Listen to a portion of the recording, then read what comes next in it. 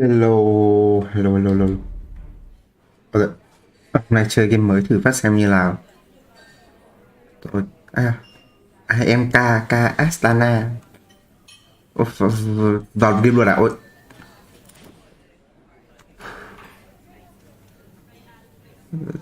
a few months ago I was preparing. Chưa kịp đọc rồi. After seeing, I said to this man. After seeing that there were all the empty tables, I said to this man. Đấy, làm gì một con người cái gì nhỉ?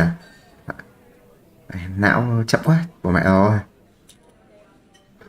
Without answering my question, the man continued to talk to I talked to him so look, so here you are, you right? It's when clearly you need a job, right? It just so happened that we have just a job with the manpower to emphasize a mysterious job, a wonderful. Ôi à, được thế nhỉ? Hai này. À,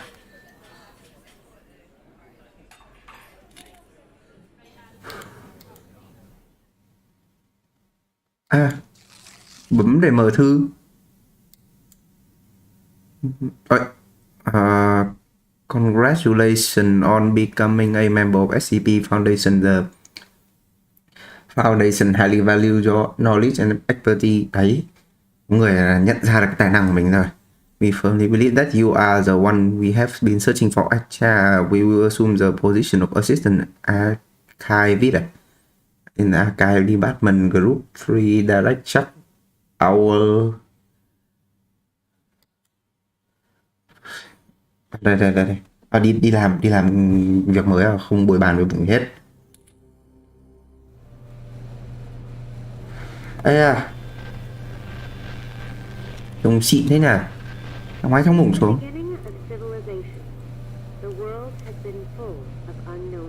Chà.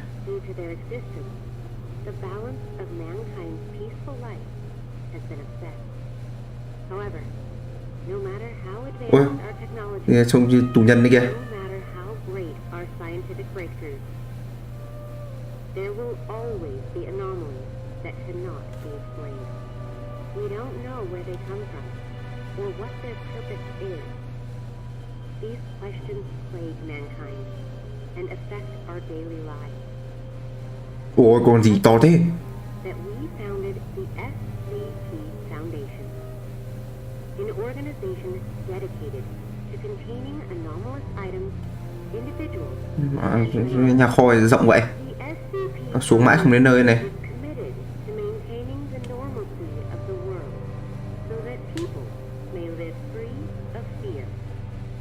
Ui.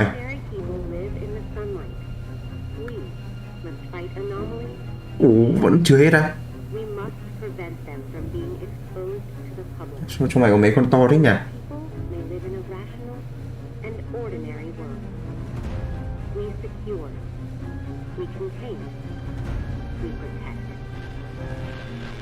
Tại sao thang máy này không có nhạc chờ gì? À đây là mở đầu à? Ây cha.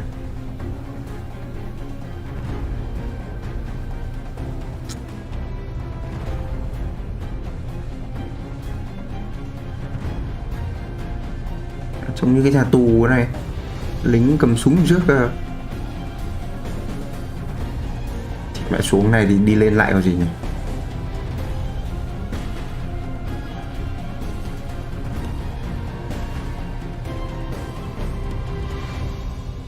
À đây xuống đến nơi.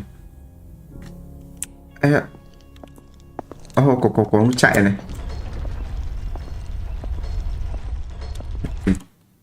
Chỉnh lại tốc độ chuột các thứ phát. Nhanh quá.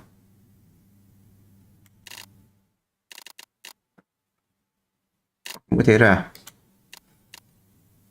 Motion blur vừa thôi, vertical.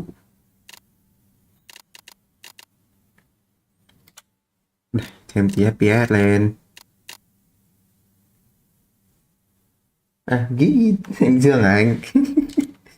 Như quắc mai ấy nhỉ?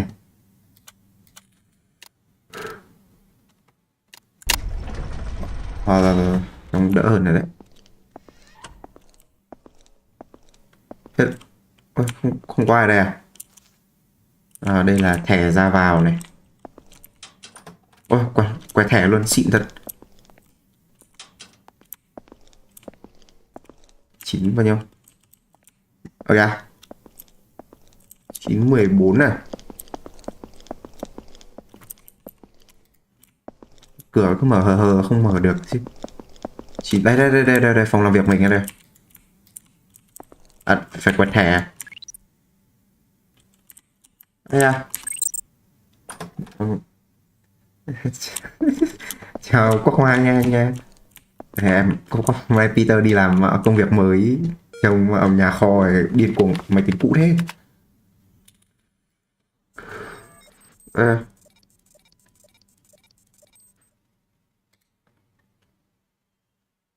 học học viện này. Set to classify and top secret archive list confirm that you are aware of all confidentially clause and agree to swear by and strictly adhere to all SCP Foundation regulation. Được. Đọc trước phát. À, bây giờ nói to introduce to software and your superior. Làm cho bố vợ nghe cay thế nhỉ? Con bố vợ giàu anh.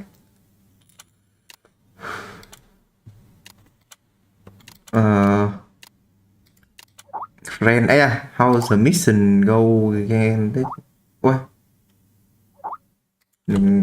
mình không được gõ gì à? À,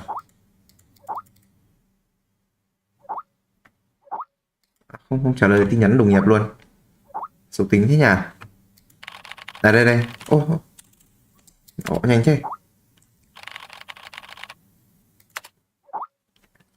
Chào hỏi nhiệt tình phát. Làm trong nhà kho gì em biết à? Ô, Massachusetts là MIT à? Ui da, học giỏi thế nhỉ? Cái này nhiều khiếp hơn nhà máy hạt nhân này, có mấy con gì trông to lắm. Anh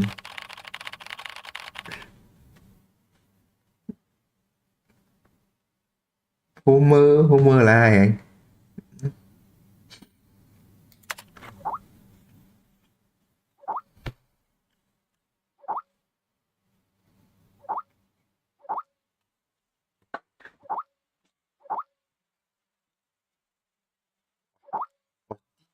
Bắt phải chat luôn mà. Jonathan là ai? Ui, mình nghe mà chat cái mẹ gì vậy? Homer Simpson. Homer Simpson trông chả giống em, cũng chưa hói cái. Tầm khoảng chắc là 10 năm nữa em hói là vừa. Hào đinh cút. Chắc là đùa rồi. À, tai nạn à? Do lost his left hand because he breached protocol and touched SCP-247. Ôi, mất mẹ cánh tay luôn. Nghe cho ai trông nguy hiểm thế.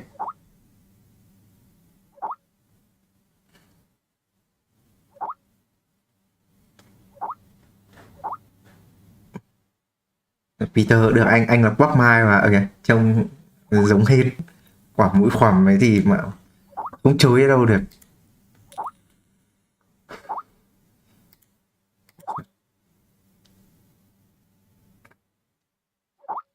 Tôi vẫn chat đây.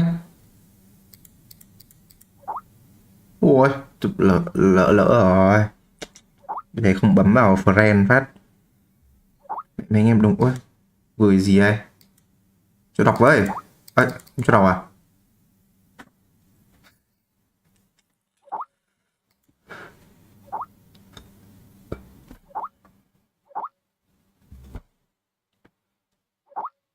Ôi, vẫn chưa gửi cho mình à?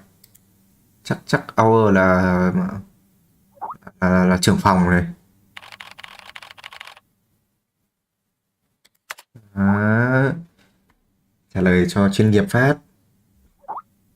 We need to review, organize, catalog, and modify all existing containment archive, but no need to hurry, young man. Need to attend new employee on board training first before you can begin work foundation.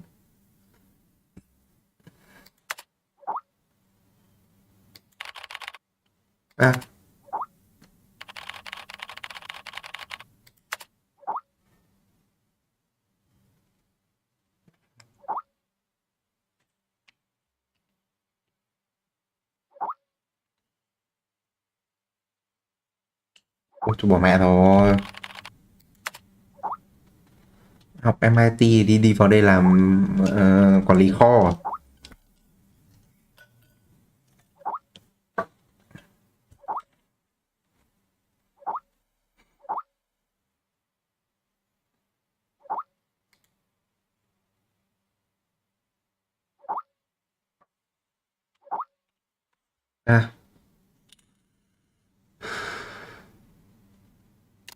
Enter training meeting, join conference đây à? Ấy cha, giống bảo quản lý kho này, khoai thật. Đây. Training is about to begin nè.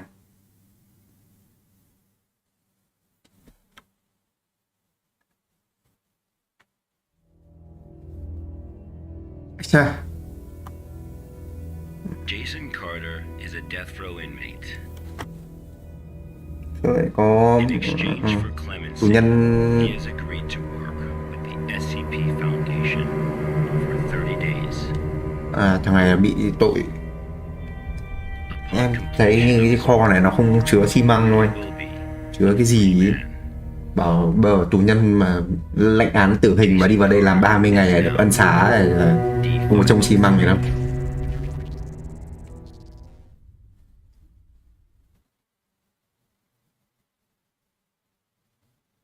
Ê,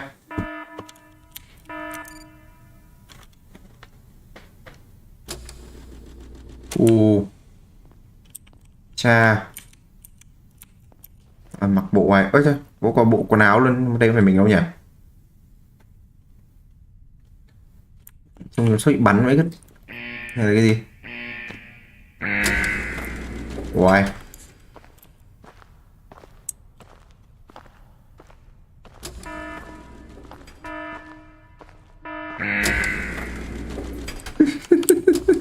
Cay thật. Một bài hát.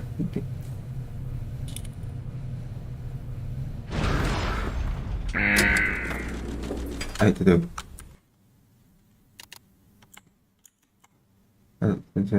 graphic mà không graphic này không có ấy à? Hát.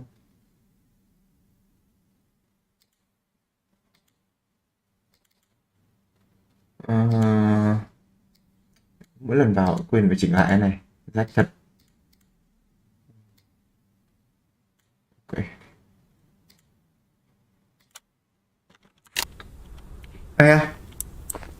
D503 was given no clear instruction on the task to be Không, completed. bạn này bị vứt ở đâu đây? Must find them out for himself. Ui.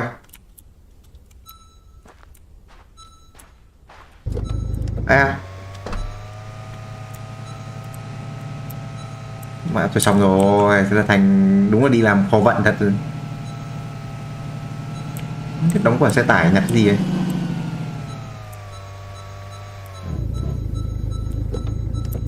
Đây, gần đến đây. Đây à?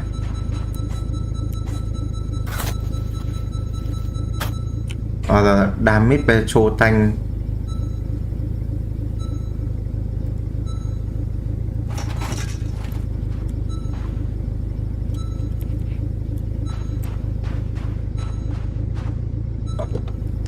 Chỉ cần cho lên thôi. Mà trông này kinh hơn pháp trường như thế. Nó thả giữa cái sa mạc này đi về cái gì?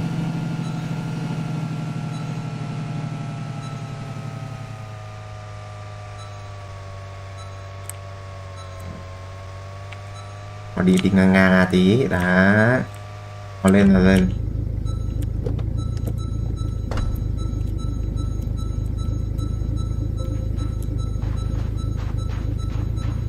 Nhặt cái lốp xe về này.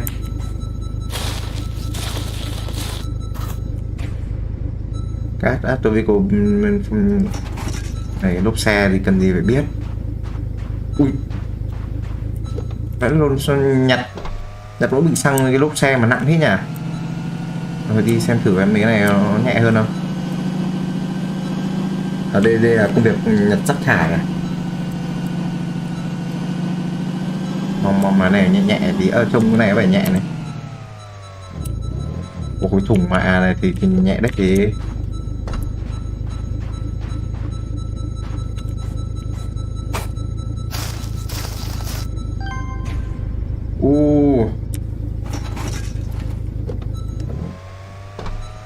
Bây giờ đi về.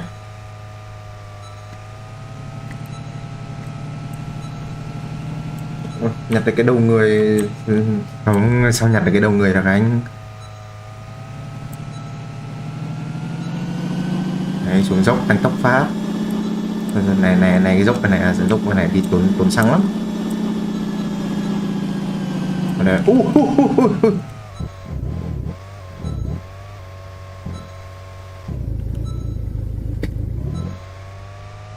Là xe tải xịn.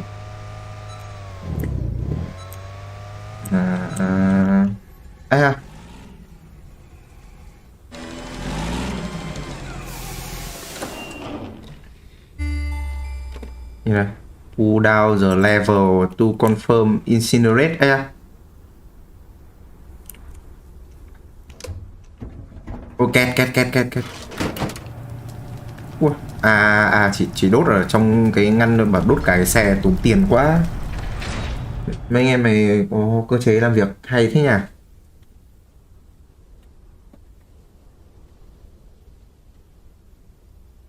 This was D503's first day of work. SCP protocol mandates Đốt xe không đốt xe anh, đốt xe tốn tiền lắm. psychological evaluation. Take level 2 mental test à? Ok.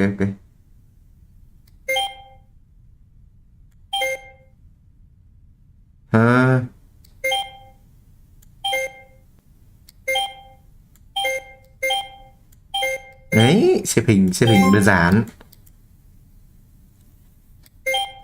Xếp tiếp, sợ thật. Công nhân vệ sinh. Này vào đây à?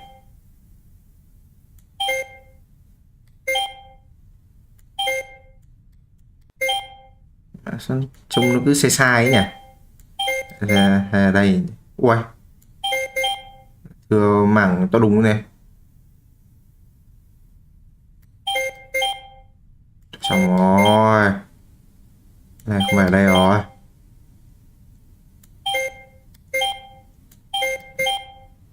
Cái này to thế.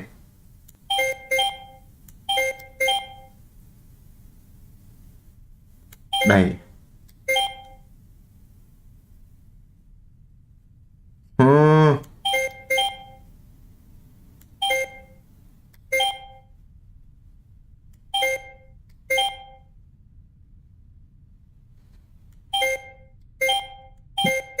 Xếp vào chỗ nào cũng được cái gì anh. Đây. Đấy. Ui ôi, rank 4 đấy.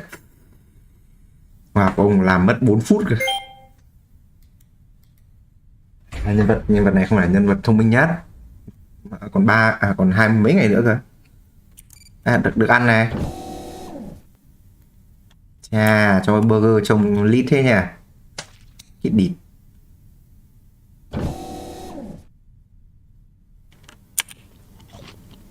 Ủa thế cũng ăn à? Có giờ đi ngủ luôn.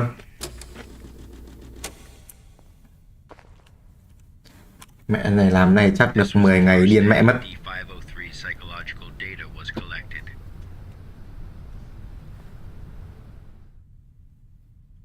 You're probably wondering, how can this job earn Sao công việc này lại thì for a death row inmate?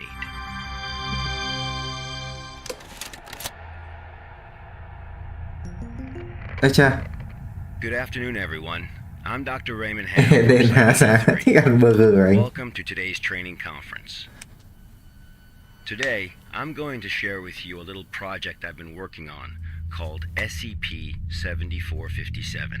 7457. The desert you saw just now is SCP-7457. D503 is a volunteer who we invited to help us learn more about this desert.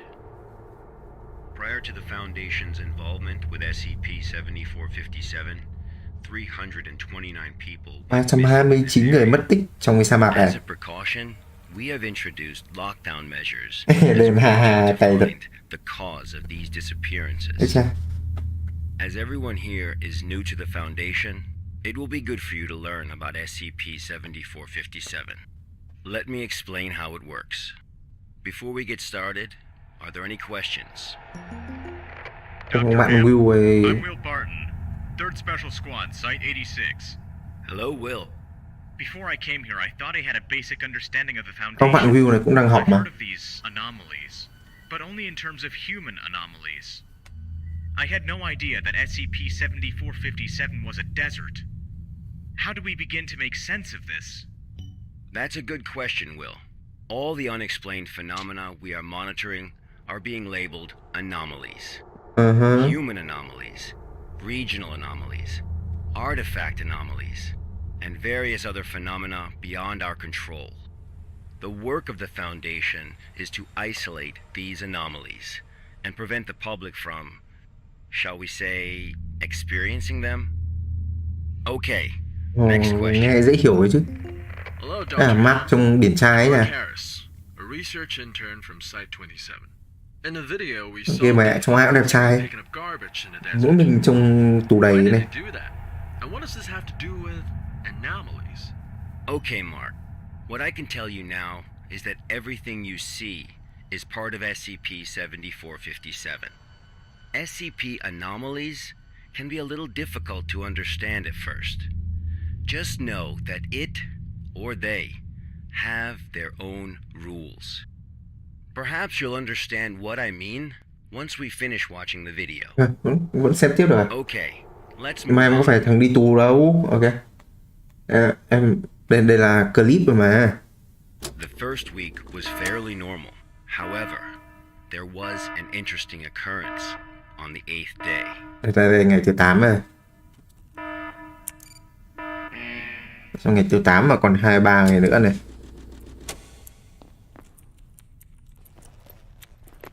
Đấy. Thôi đi xem thử ạ. Anomaly là gì phát?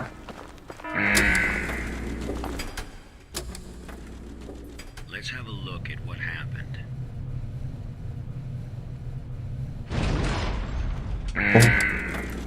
Ôi cha. Dr. Hammer.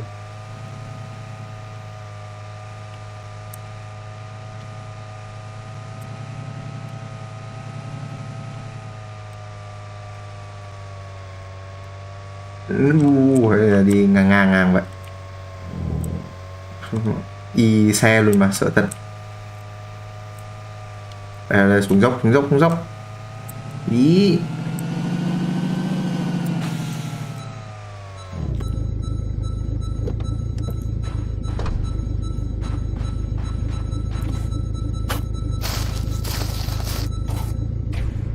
Cô rốt bucket. Phi xanh này. Nhưng mà mình đi cái chỗ này trước nhỉ, mà trông khó leo thật.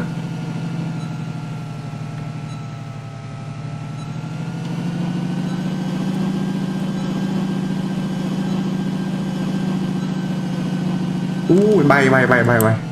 Đây nơi.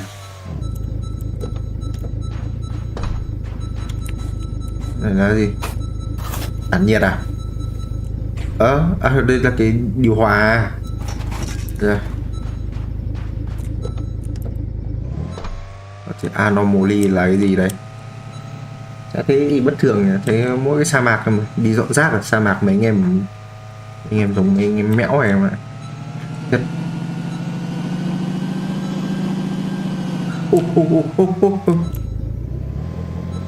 tí thì mất xe đi về. Đây.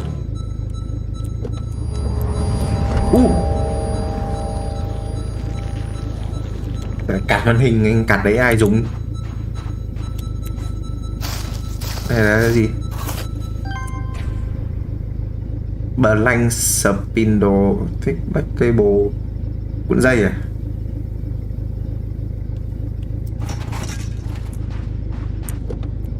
Rồi.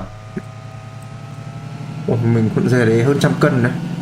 Thằng này cũng bê được lên xe là cũng giỏi chứ.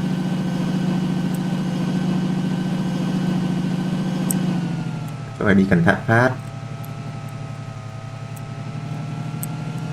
Về nơi rồi. RTX 3060. Hạt nào hơi cồng cành anh nhé.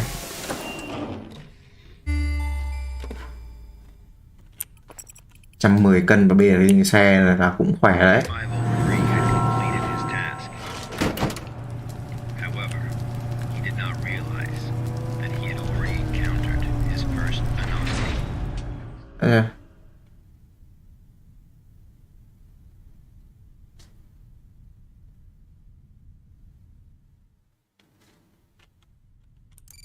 Bây giờ lại phải làm bài test à? With triangle. Cái này có này. Này trông. Đây.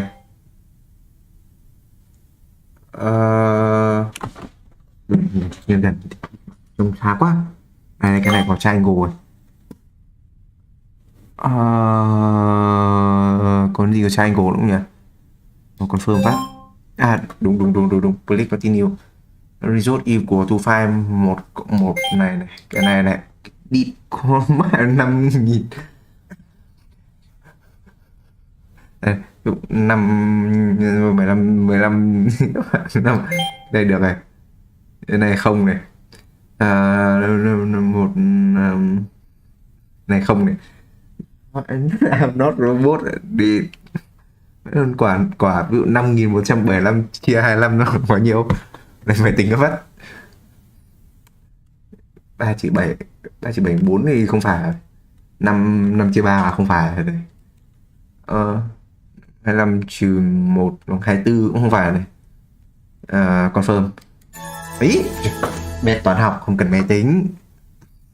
Vẫn có thằng nhanh hơn ạ. Nhanh hơn có mấy giây chứ mình cứ ngồi tìm ảnh. Mấy anh em mình cũng đều nhau ấy nhỉ. Vẫn tỉnh táo. Không ăn ngủ luôn à? Hình xe đạp cày thật. That night, D503's psychological data showed abnormal fluctuations. Chưa xong nói thầm một mình rồi.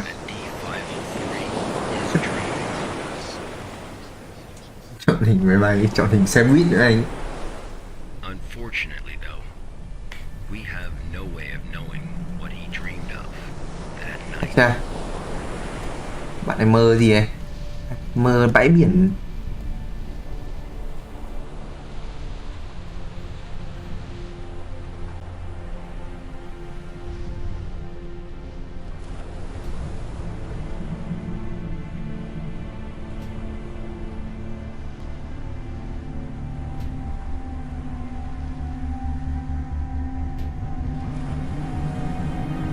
Ồ, sao bãi biển có gì đỏ đỏ kìa?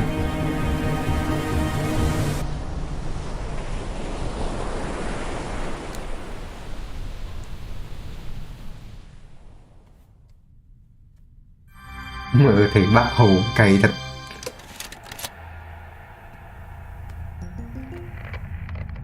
The 8th day marked a significant turning point, the start of SCP-7457's impact on D503. Are there any questions before we go on?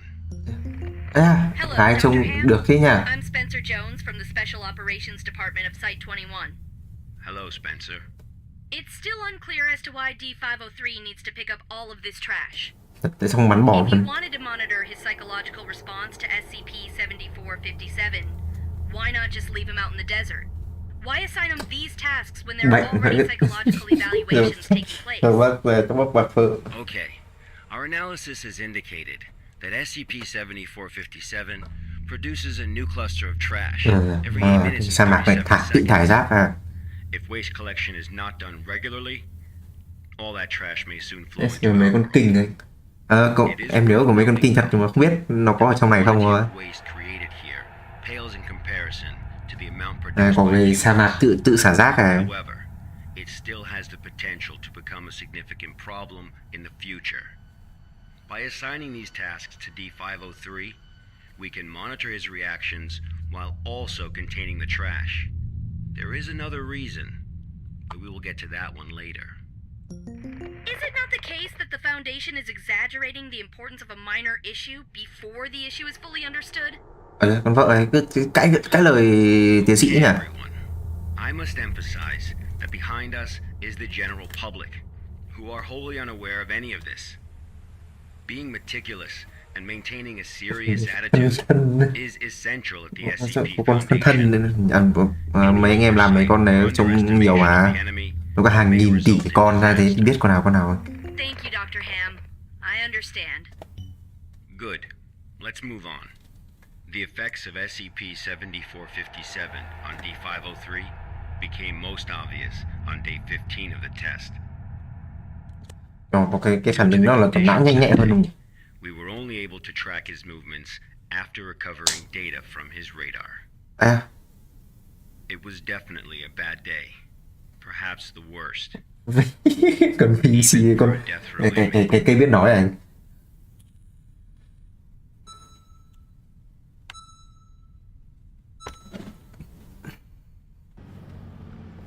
Ủa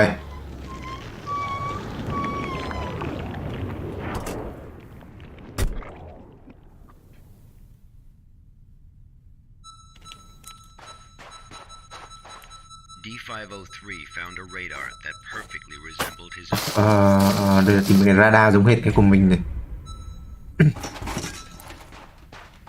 However, D503 didn't seem to think much of it. Thật cái đi nhặt xác thôi, nhặt đủ 30 ngày là được trả tự do rồi mà.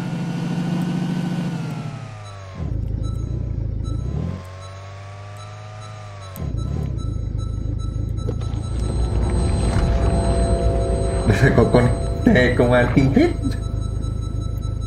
Có con xe công an cay thật.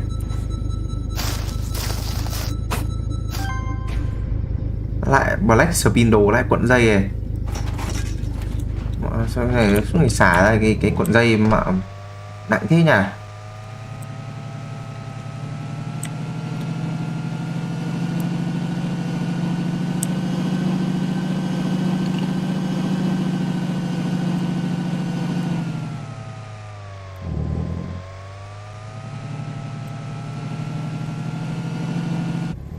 Đây.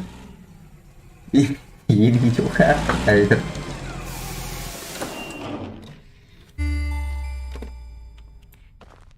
Persistent adverse physiological reactions proved to be a challenge for D503. He still managed to complete his work on day 15. Ngày 15 là vẫn hoàn thành công việc này. Ông bạn này cũng kiên trì phết đấy chứ. Ở được 15 ngày ấy. He encountered an incident. Có tai nạn gì xảy ra à? A sandstorm. Ui bão cát. Thôi té. D503 walked in the sandstorm for a long time. Nhân viên cấp D. Seemed to find his way back. Nhân viên cấp D.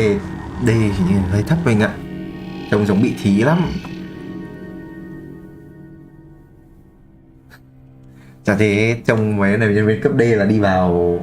Nhân viên cấp D thì chắc cũng đỡ, kiểu mấy thằng mặc áo vàng ấy. Thằng áo vàng là mấy thằng đen nhất rồi toàn bị thí ấy. Sao bão cát thì đi bộ à? Ôi con giờ thật quên mất có con xe tải mà xe tải cắm mẹ vào trong kia không lấy xe tải đi được.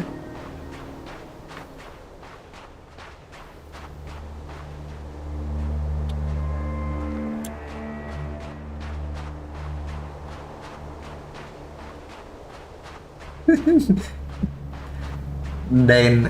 Cấp D là mấy anh em mặc áo vàng chui vào cái phòng mà tù ấy nhỉ, chứ đây là cấp D thì đấy.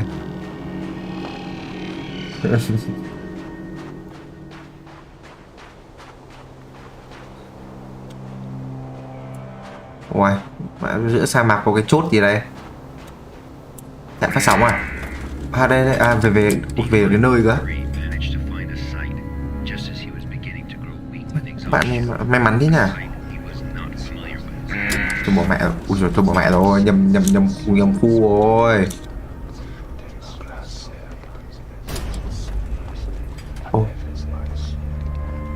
đang bị thí đây anh. Ôi sao ông bạn này tưởng trốn được án tử, cuối cùng vẫn dính án tử. Ôi, em không biết anh có con IKEA đi mãi không hết này. Ủa,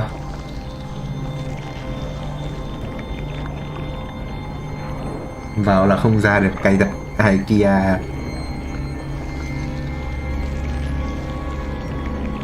Trò như bắt Pokemon nhỉ, mấy con siêu năng lực kinh hết. Bạn nào đây? À, đây là bộ quần áo à?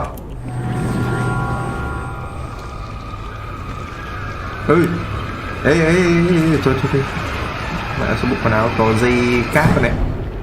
Thôi xong.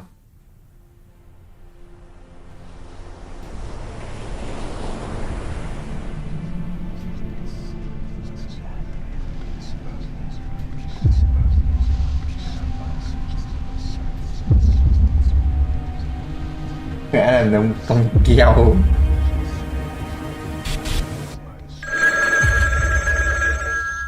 Have you ever experienced a call from an unknown voice?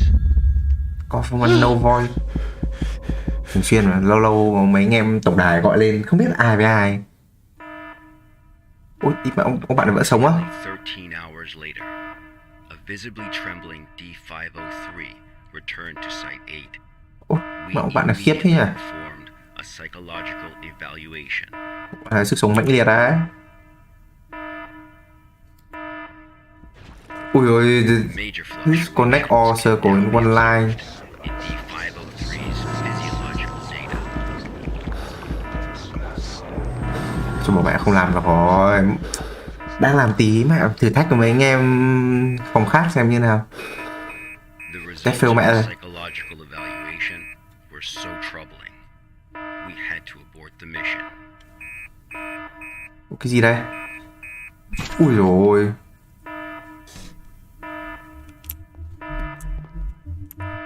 Ê, phá tù luôn này. Ui trời. He has seen the test results of other level D personnel were analyzed at SCP-7457. Bạn này khiếp thế nhỉ? None of the level D personnel at SCP-7457 have ever been able to leave this desert. Tôi bỏ mẹ rồi.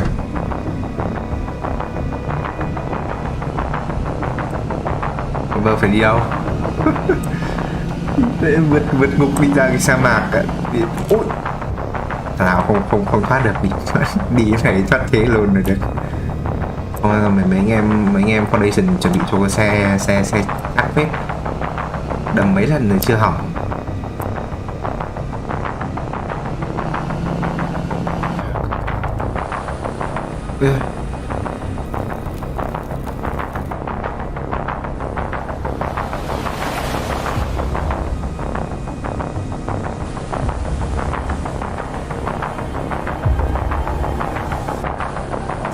Thôi xong.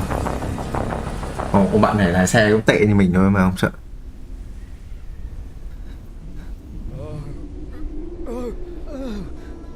Ô, cho xe tải mình lật mình ở trong cái thành phố bỏ hoang nào đây. D503 heard the call.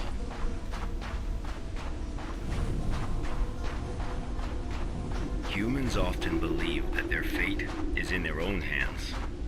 Rồi, đây như là cái hướng dẫn thôi, chắc tí có chọn nhiệm vụ rồi. They don't realize that we humans form only a small part of this world. Out there, in the unknown world, we are as Đang thực tập mà anh. insignificant as a grain of sand in this vast desert. Ui, sao có bốt điện thoại này.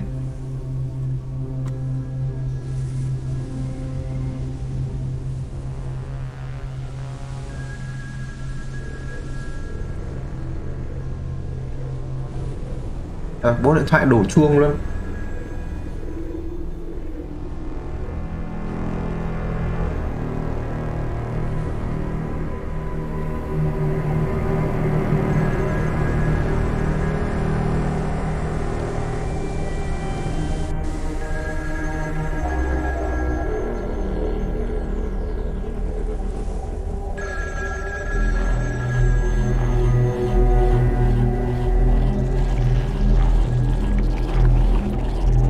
Ôi trời, xong rồi.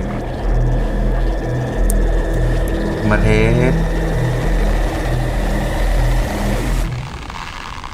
This is where D503's instincts led him. Chuyên bẻ cong con nào ấy. Vẫn nghe con chuyên bẻ cong nghe. Ui. Ui. Tức là mấy con dây là người ở trước bị ấy à? Có con công an đấy. Có con công an. Ôi đi mà vãi đồng. Trong bạn này bị cuốn trong đốt luôn mà. Khổ vậy. Nó nặng thế. Ông tầm 7-80 cân. Cuốn vào đồng dây thì lên đúng hơn 100 cân thật.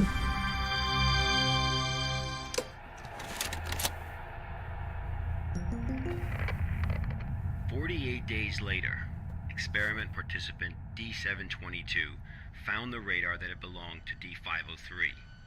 The radar was 31 miles away from the waste treatment facility.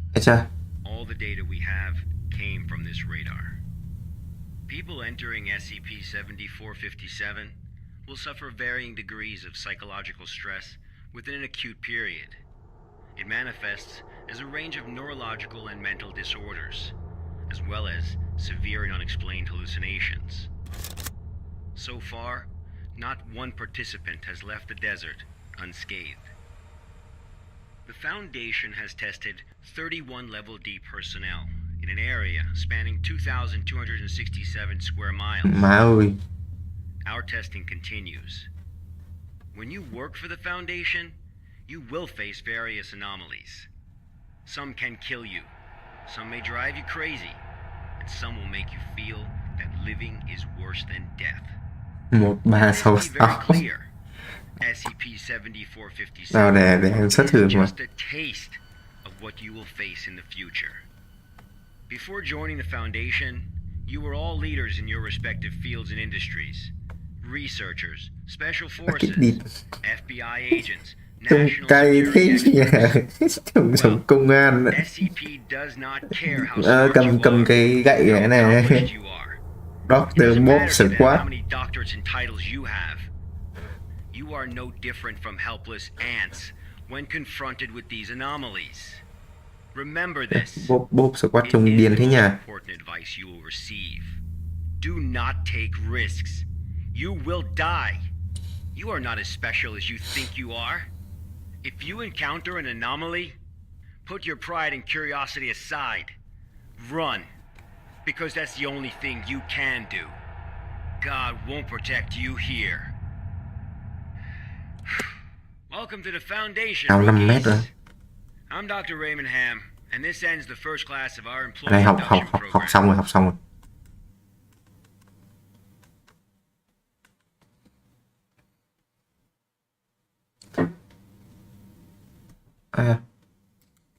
Add comment 5 sao.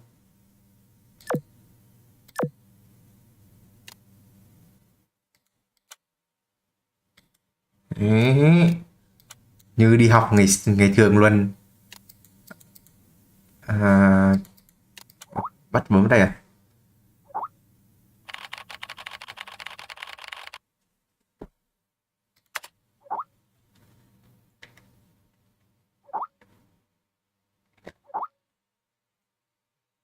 Mấy anh em công ty xấu tính thế nhỉ?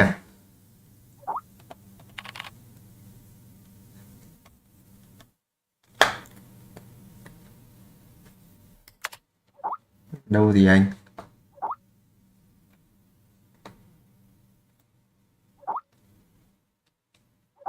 À,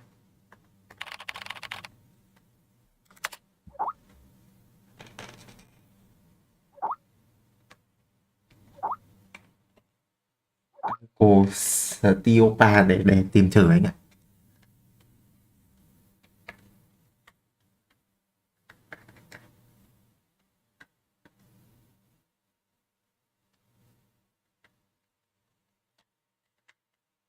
Ô, được để em tìm thử phát.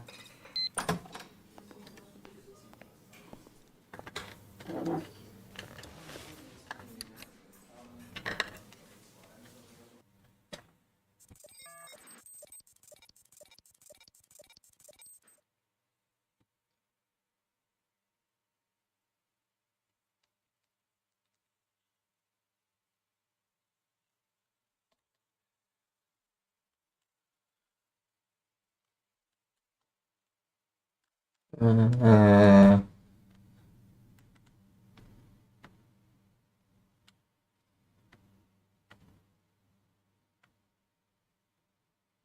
đây trông trông điển trai này thì nữa.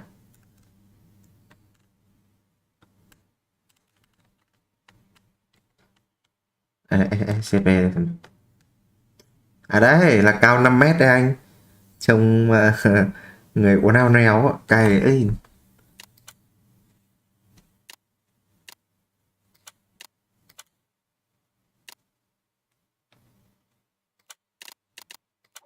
Ren à,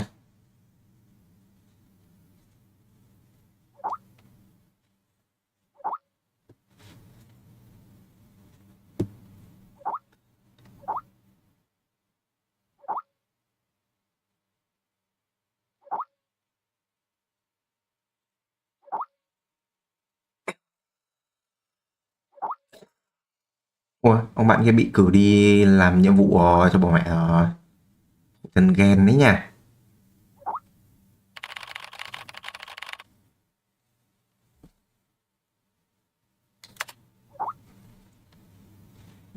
Công an quá chứ.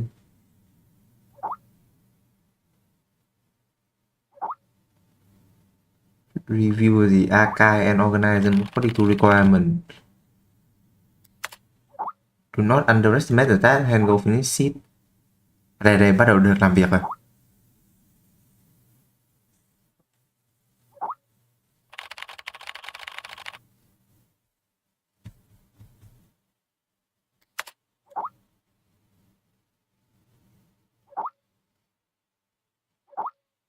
À, ba đắp đắp. Bạn này đam mê Rick and Morty thế nhỉ?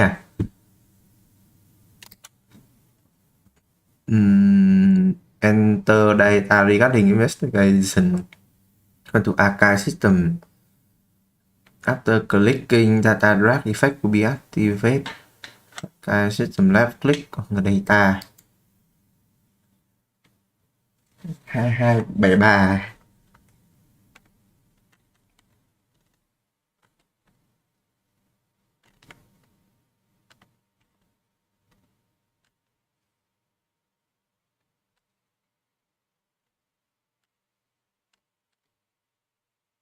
À, trông con này trông chiến đấy nha. Mà mặc mặc giáp mặc dùng cái thật thiếu tá Alexei ấy. Gì mà trông chiến á.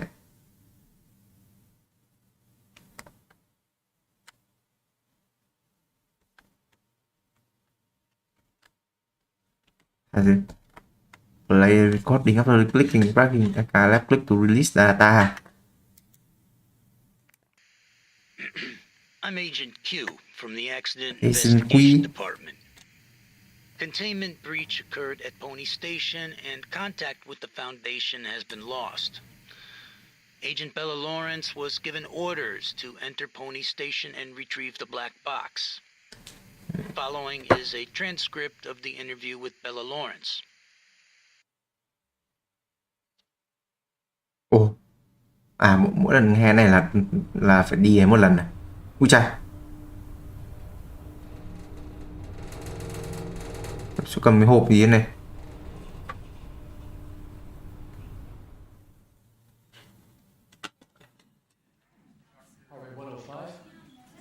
Blood pressure 175 over 110. Experiencing mild convulsions. Administer 5 milligrams of metformin to help control blood pressure. Bella? Bella?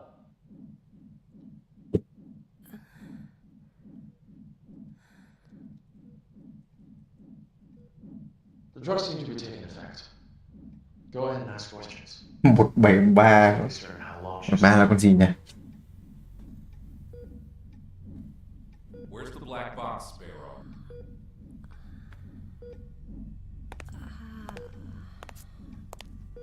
Một bảy ba là cái con tưởng tượng à? Con tưởng tượng này cũng kinh vậy lì. Sao? Quay đi nó bơ linh vào.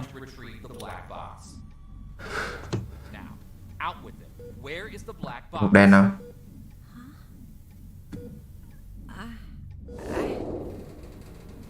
Đấy chà. I brought it back. I brought the black box back. Don't lie to us. You never brought it back. No, that's impossible. I remember. I completed my assigned task. Còn phải có một thằng canh, một thằng.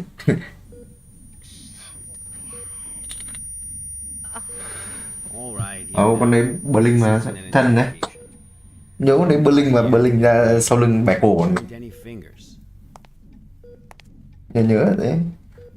Thân là con gì chứ? Moving at high speed là siêu tốc độ cao, mà em nhớ con này con tốc độ cao. Cứ vòng phát ra sau lưng bẻ cổ rồi. We need to know what happened at Pony Station. My memory's a mess at the moment. That's fine. We'll take it slowly, step by step. Why don't we start from the moment you received your mission? Tell us what you remember. Phần thân nữa à? I'll try. Này điên thế.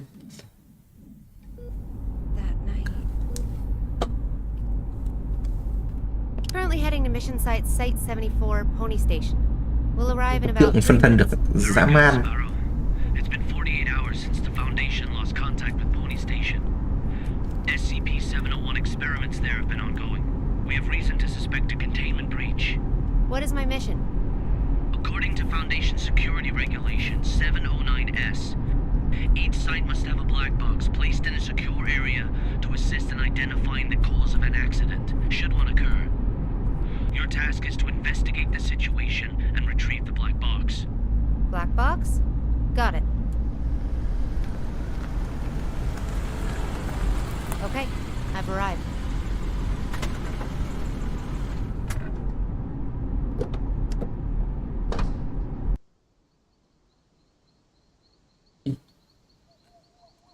Không sao.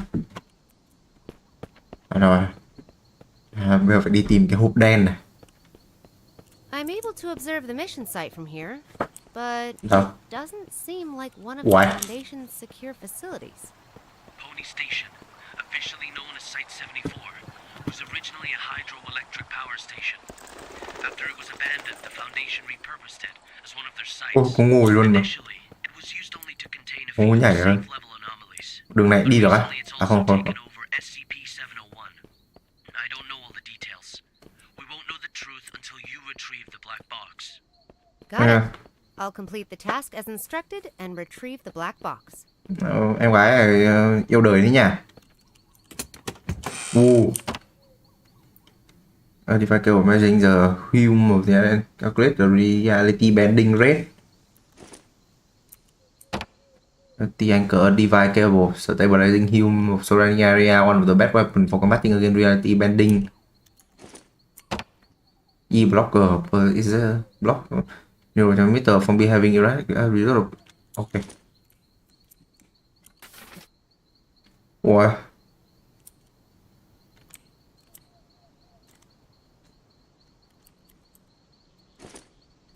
Bắt đầu đi làm nhiệm vụ rồi. Ừ.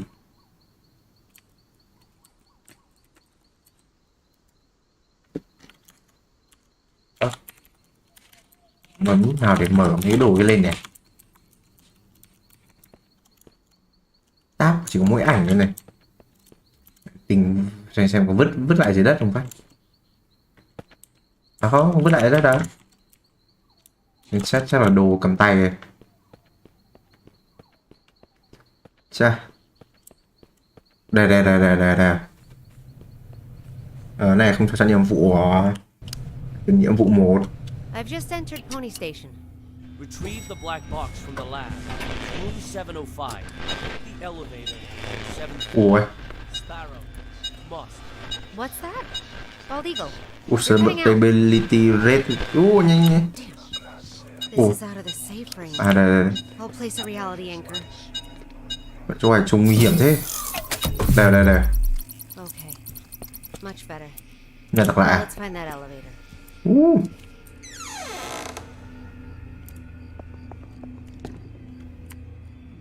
Okay.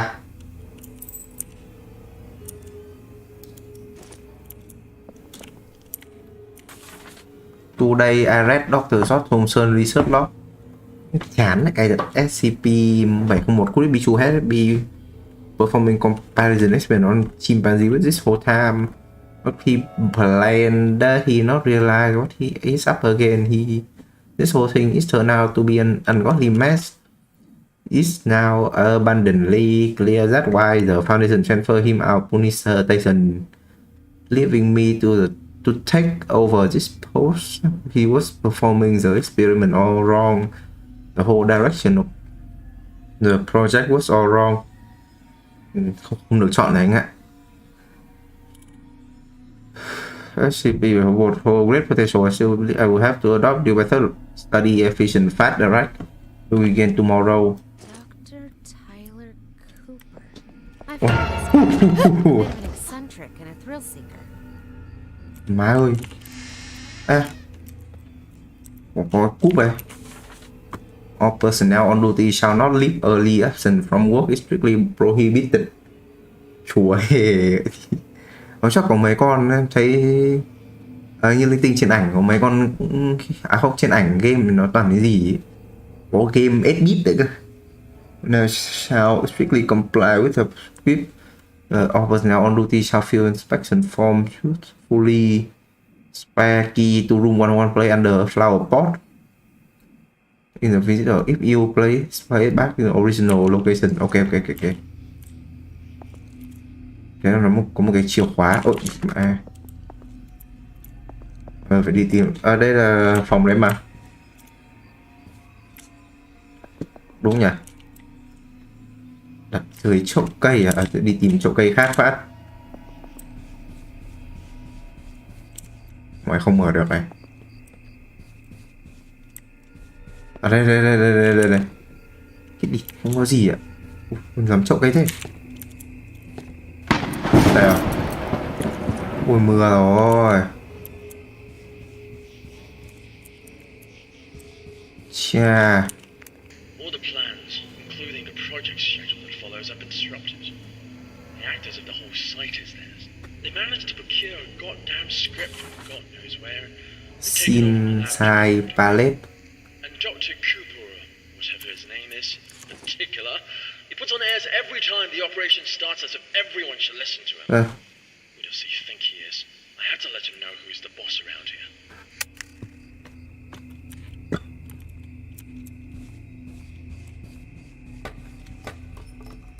Ôi, sợ thế nhỉ? Mấy bức tranh rơi xuống. Không được nhìn ra ngoài.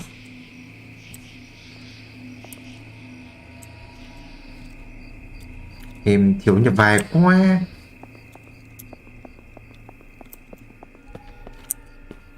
Là di chuyển tiếp thôi mà.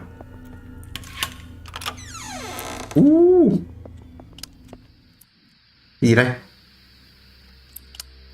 Mà tự nhiên tự tắt đèn pin đi làm đấy kìa. Ở chỗ ánh sáng. Ui.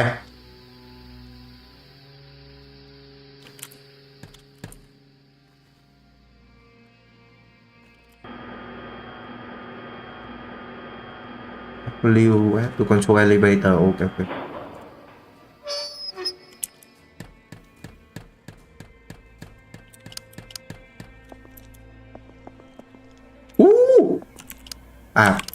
Có ai đứng đấy ấy.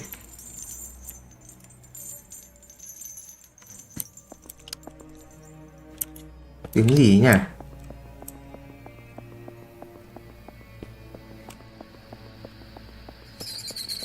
Ui chuột.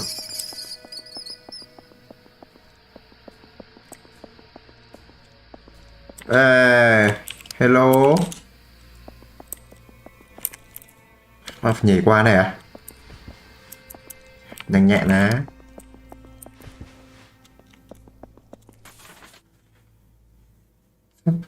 Supply by Ferrandi Department Store purchase Abraham Hydropower Plant Dead or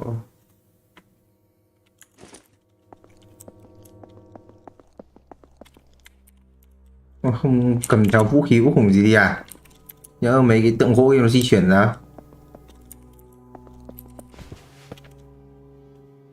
Ê, sửa máy. Cứ sửa máy đây. Mà có anh có trò mấy trò ấy. Trò đi khám phá và trò đi bắn nhau cái nào em nhớ là thế. Mà từ từ nhé, tại sao đi hai cái tượng gỗ đâu hết rồi? Nhiều lần hai nhân viên cấp D trông tù lắm. Hai cái tượng gỗ kia đi mẹ đâu ấy nhỉ?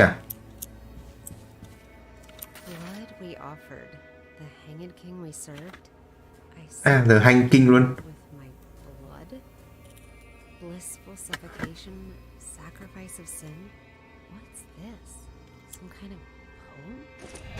Ui, chùa mẹ rồi, ngáo rồi.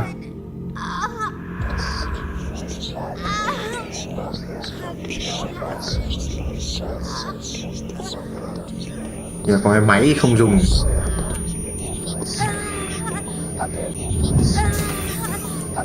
Phải tiêm à? Lúc ngáo là phải tiêm tí thuốc vào cho ổn định này. Không xong được anh. Ui. I'm very familiar with cognito hazards. I've been trained to deal with them. But this wasn't anything like that. I couldn't breathe. It was like there was a knot tied around my throat. Thôi xong rồi. Weightless, hanging, gasping. I have to pay respect. I struggled. Nothing helped. That does sound terrifying. But perhaps it was just a nightmare though. No. We wake up from nightmares. Not from this. Xong con vợ hết tươi vui rồi. Ôi, đi mẹ thang máy xuống luôn mà.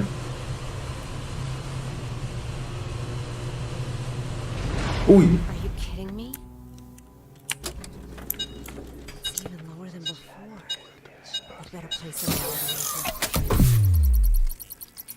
Từ từ, hai tượng gỗ chỉ cái lồn gì đấy. Chưa thấy cái con số ấy ạ. Còn chưa Mason nào anh yên tâm, nhân vật vẫn tỉnh. Nhân vật vẫn tỉnh lắm. Ê, tượng gỗ đi đâu rồi? Ui. Cái gì ấy? Trời, nhanh. Bạn đang đi đái à? Không, chú mượn một tờ giấy phát. The chain of fate coil like a poisonous snake. Only me they seek to entangle, but also you, Gonzalo, the curse before the dead. Red note. The curse before the frightening indeed. When you get the meddler outside, dead man remains speechless.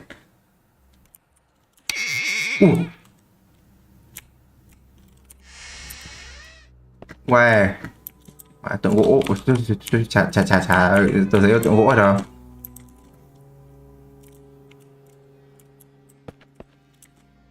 Bờ lất Mai Kinh cái gì? Mai Kinh viết mẹ Sơn đây nhà vệ sinh như này.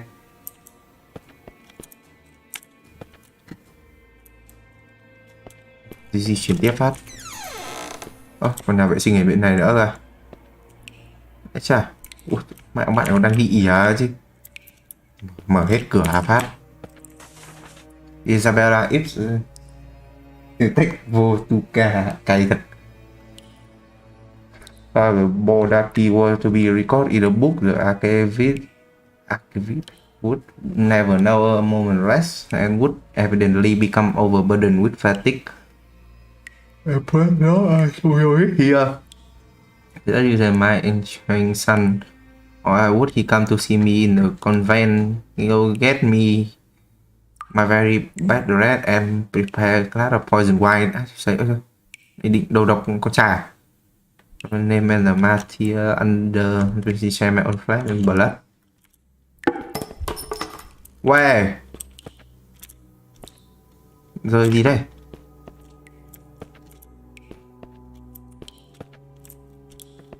Không gì.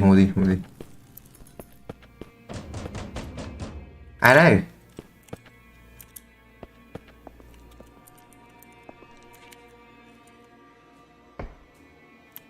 Phải bấm W. Ui ôi.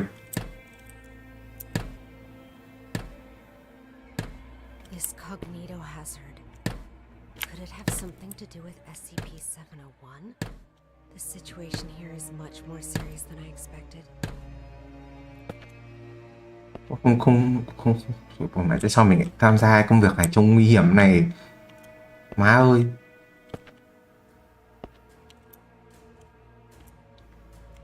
Đi. Họ vừa nhảy xuống chỉ đúng đường kia đi lên rồi đấy. Nhảy xuống giờ bị nó lùa cho gì.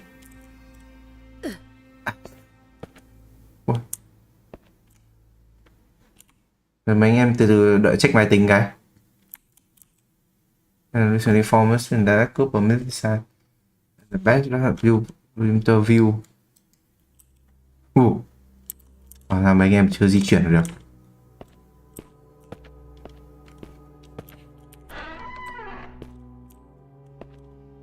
Require round handle.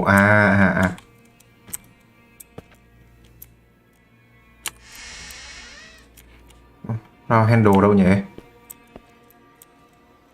Toàn cầm giấy tờ gì. Round handle đây. Nó không rút được ra. Họ đội phản ứng nhanh. Đội phản ứng nhanh nó có đến đâu anh. Có mỗi mình em ở đây thôi. Nó bắt mình đi tìm cái hộp đen đây này. Đi quanh đây phát xem có gì lấy hết ạ. Khi nhặt giấy tờ cứ lấy đồ thôi. Không có gì đó. Không. Bỏ lên trên này trước xem có gì. Cái cửa này là nhảy qua được không nhỉ? Không ra. Team đội phản ứng nhanh, nhưng mà đội phản ứng nhanh chỉ pro hơn mấy anh em cấp D thôi. Đội phản ứng nhanh gặp mấy con kia chết hết. Chết rũ xác là rõ anh hơn mỗi nhân viên cấp D.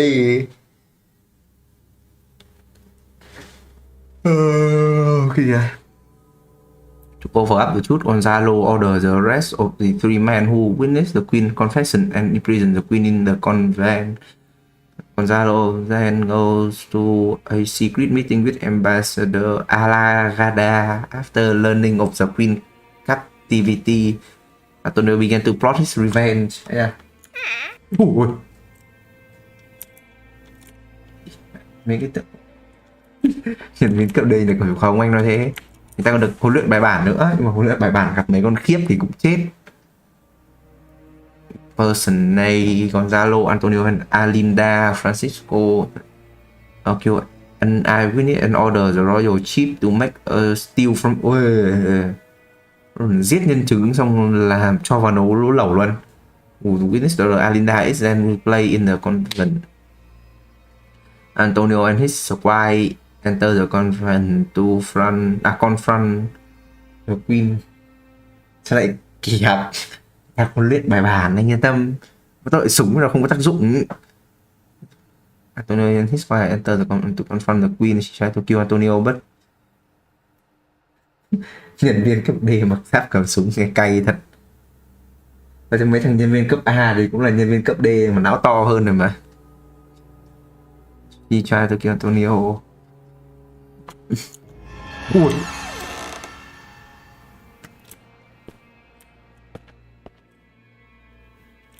Thằng lồn này nó bờ linh ra sau mình nó nhìn đấy. Đây tiếng quạt à? Tưởng có con gì ở đây. Đây.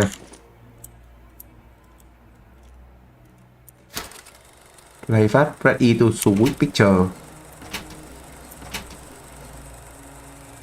Cấp A không bị trí. Cấp A không bị trí thôi, nhưng mà nó mà phá ngục nó ra thì cũng chết hết rồi anh. Wow. It's all very unusual these days. Many people have come to the site, but they haven't registered with the authorities. I've heard that Cooper and his team are rehearsing a script into a play, and that all bên này. participants are required to record their daily status.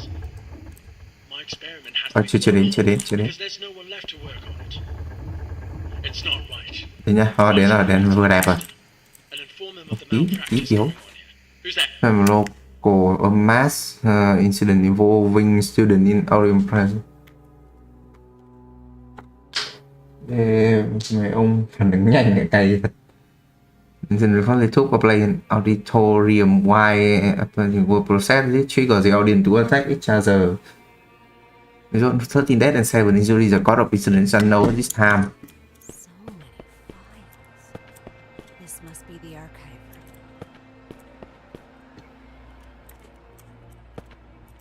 Nó không mở được cái két à? Té thôi.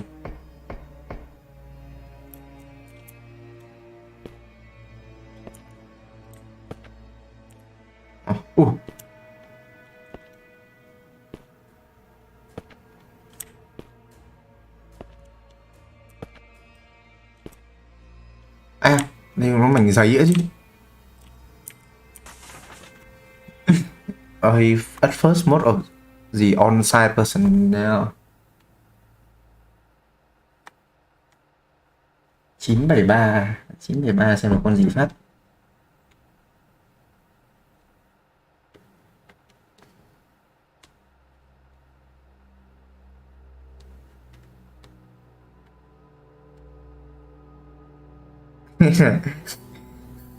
Chủ cảnh sát à? Cay thế nhỉ? Sở bốc kia.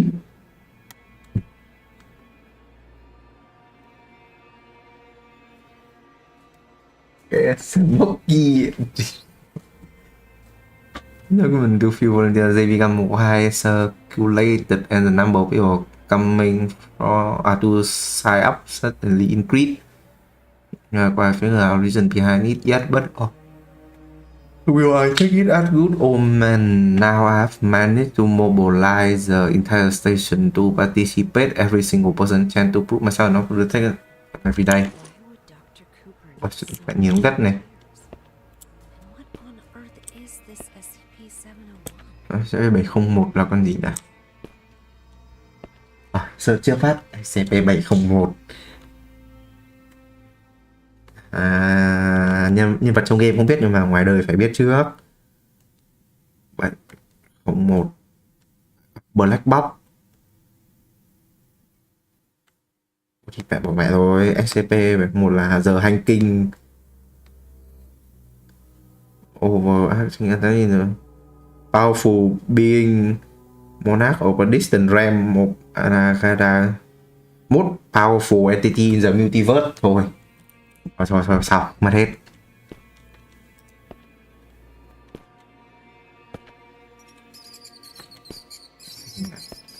Mà cái gì đây? Finally,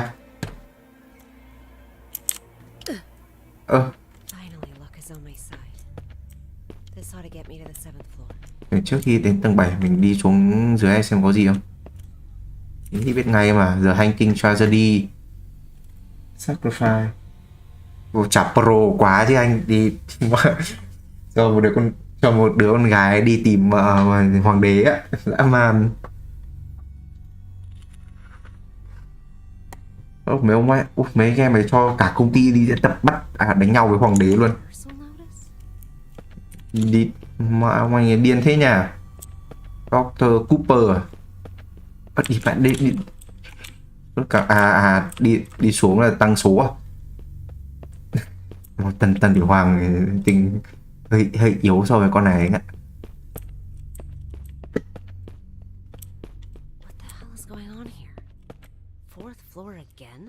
ạ. Tôi bỏ mẹ rồi. Tôi đây là tầng 6 rồi.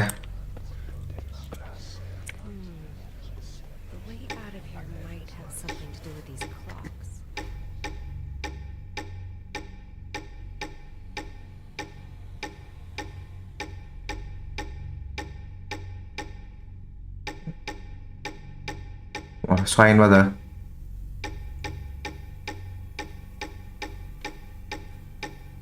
Không biết thì anh.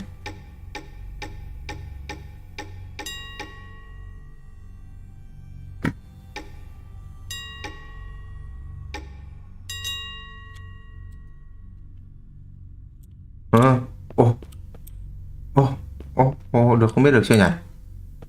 Lý Mummy 3 Lý Liên Kiệt thua mà. Ok. Bảo Lý Liên Kiệt mà thắng ấy thì ok, nghe vẻ khiếp. Mà Lý Liên Kiệt thua mà.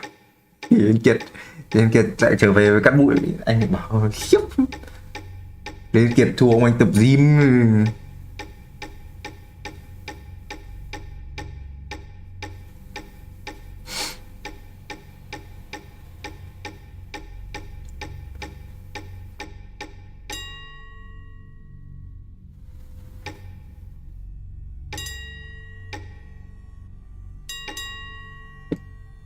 Đây rồi. Vừa biến hình, cái từ biến hình rồng rồi. Cay thật.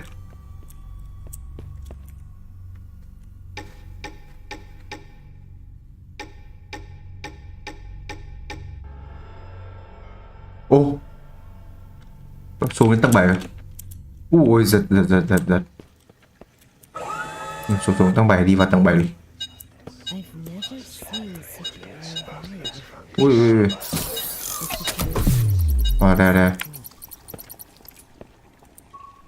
Ui rồi. Ui.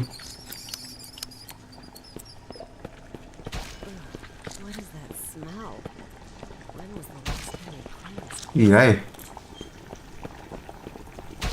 Ok.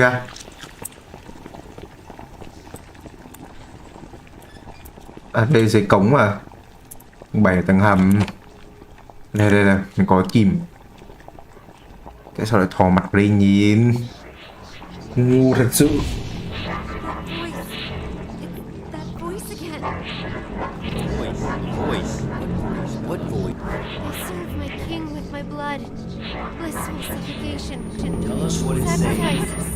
Con này cũng điên nốt rồi.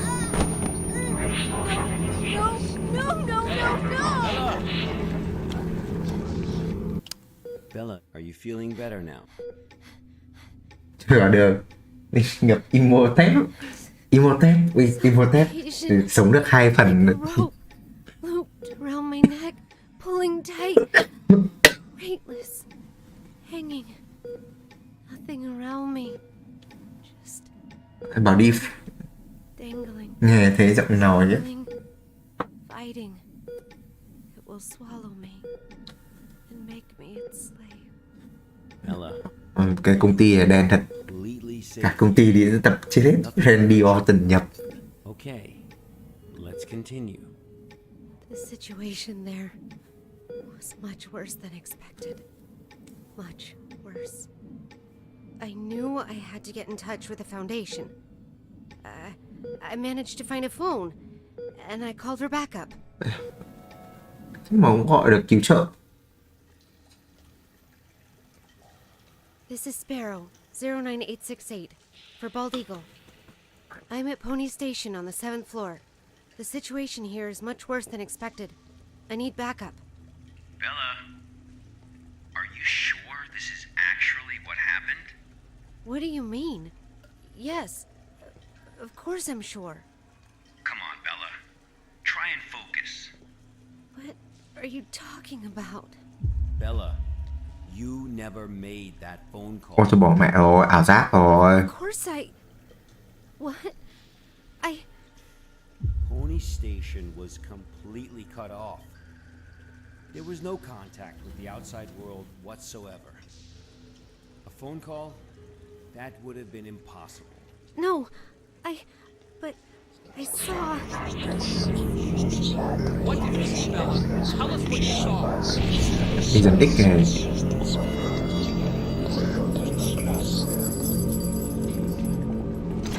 Ui.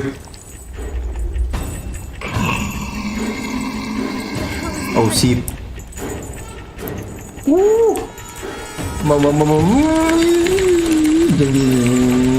Đây. Té thôi. Ui. Sao này nhanh thế?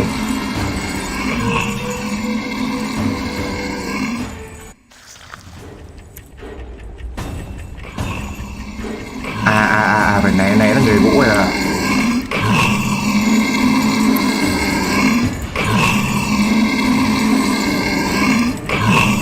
Chui qua.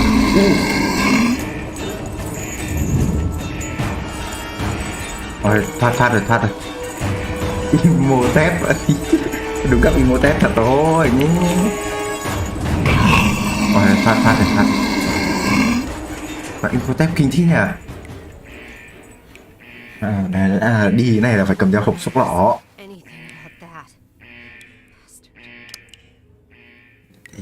Mọi vợ điền quá.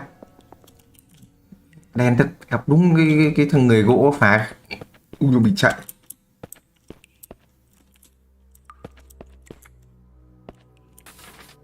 Script has been out for weeks now and the participants have my rehearsal is quite above. One thing continue to baffle me, they always seem to recite the wrong line. But it's strange. Winchester khổ này hay vậy. Sao thay đạn là về vẩy. Correct them before defending resisting. Read the correct order, man. That minor hiccup. Everything else went well. I'm very much looking forward to first rehearsal in room 705 the day after next. After full rehearsal and I will bear witness to the potential SCP-701 and my name will become synonymous with it. Tyler Cooper, the genius behind the experiment who managed to tap it and potential. Ít phải thằng ngu này.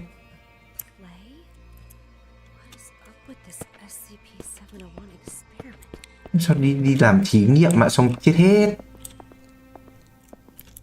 Chết rũ xác à.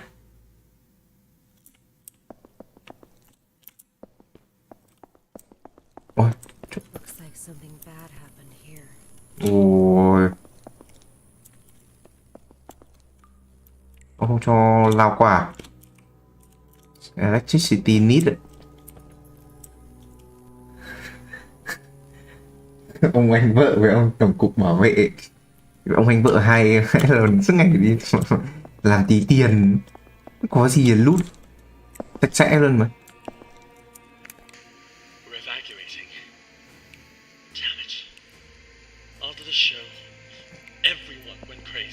Đấy.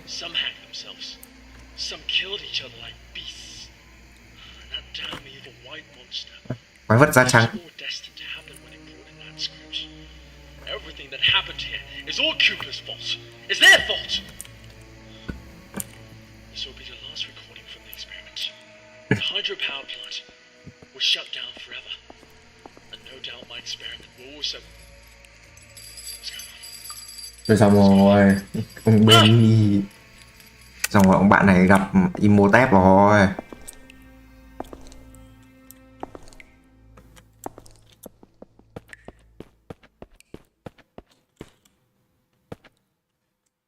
Mấy anh em người gỗ hay làm gì đây?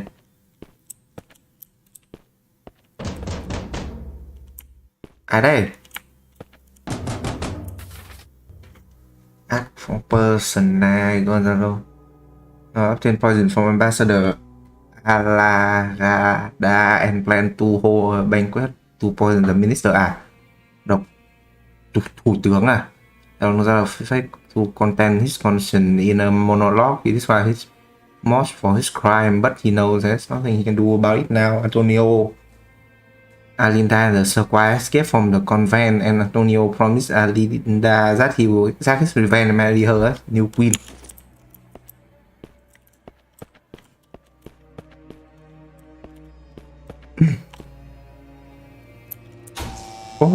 Bật được điện rồi, bật được điện rồi.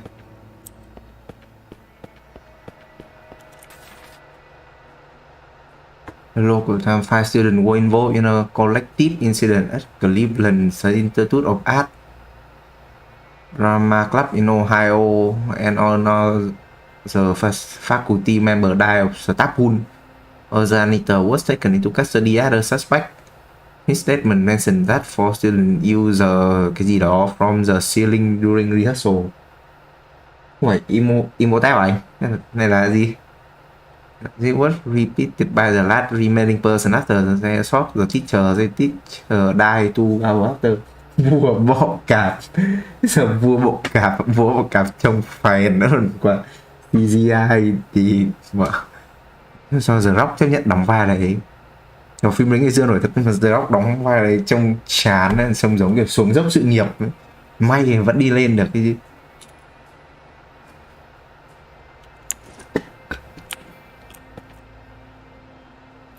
Cái mà vua bọ cạp trông kiểu hơi đuối nhá.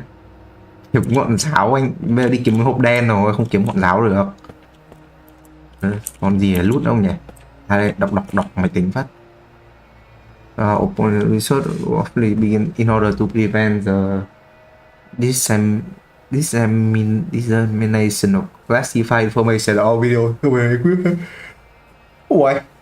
Most of the signal transmission have accordingly been blocked. The site will be kept under closed loop management procedure until the conclusion of the research experiment. At the end, the experiment is still need more participants or willing person can find Miss Irene Mabel in the archive room on the 4th floor to fill the necessary paperwork. Trong cái hộp đen này chắc là khiếp hơn anh ạ.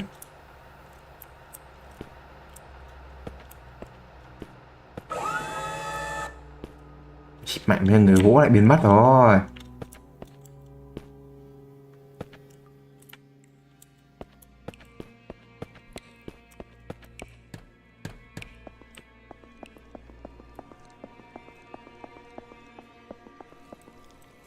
Công ty ngày xưa anh đeo ultra cái gì. Đây nhà máy điện cái thứ thì anh mua đen ultra làm gì anh? Ây à, bạn này mời mình vào luôn.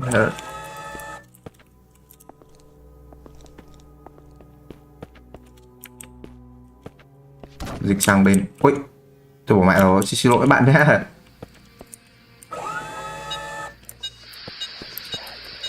Vứt ra trước phát. Đấy, cho chúng phải an toàn này. Anh em đi đâu rồi? Đẩy ngã ra cả. Ây da, đẩy phát. Mày này lúc ấy chắn đường. Đẩy hai thằng này. Đẩy ngã hết. Đi mà đẩy ngã rồi sao thằng đừng lên được này. Ôi trời không đẩy được hết. Mấy thằng này đừng lên được. Có 5 triệu ngày xưa nó tốn tiền. Thế đây anh. Đây cái này đã tốn rồi. After burst in confirmed Gonzalo murder mystery at murderous crime as well as his own lineage. Gonzalo is deposed by an angry group of ministers. Instead of killing Gonzalo, Antonio exiled him from the convent. Antonio then ordered his squire to plan his wedding with Alinda and the play and with dance by the group of courtiers. Phòng này trông an toàn đấy. Có thẻ trong nhà. Hết đồ.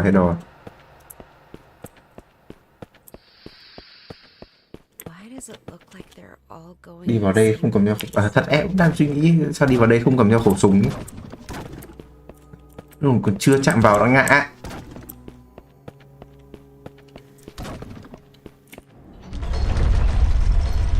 Ôi à, đây rồi sân. Sân khấu à.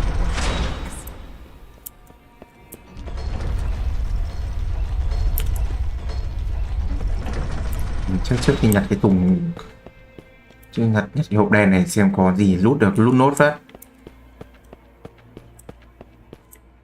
Có gì còn tự sát, cay thế nhỉ. Con này vẫn sống mà. Con này vào bệnh viện đều anh, sao lại tự sát được? Không cho leo thang à? Nhặt mỗi hộp đèn này hết rồi. Component with important data inside equipped by technology department to equip. Đây.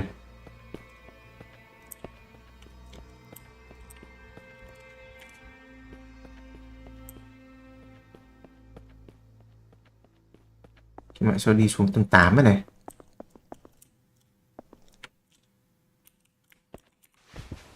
Quan sát được handmade doll với tag SCP-049. 049 là thằng bác sĩ nào?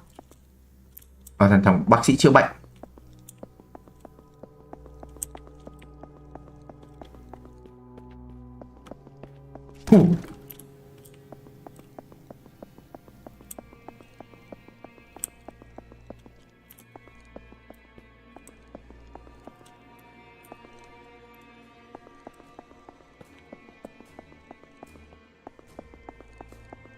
Đây đi lên thang máy rồi.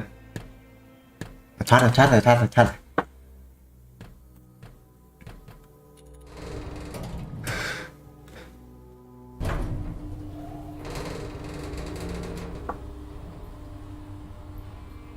Rồi là bắt đầu cầm hộp đèn đi lên này.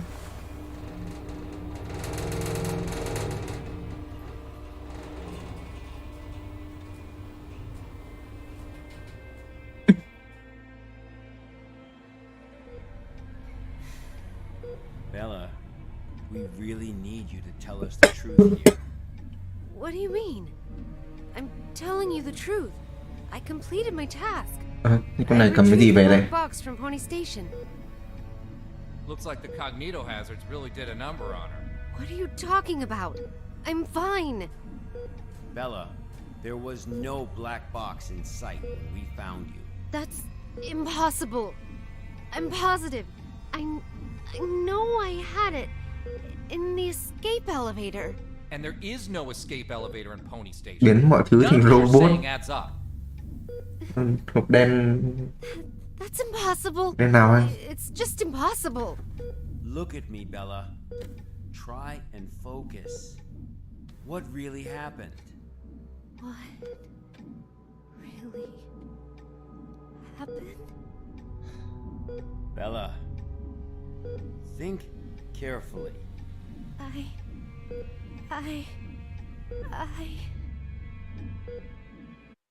Ui.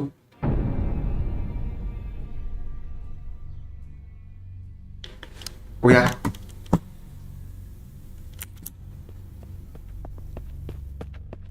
Thế là hóa ra là cầm cái hộp đen là giả. Nó mở cái thật.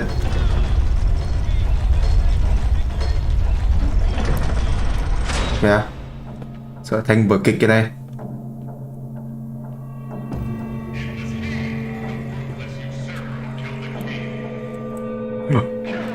Bây giờ mấy anh em phải trông hoảng hốt đấy nhỉ.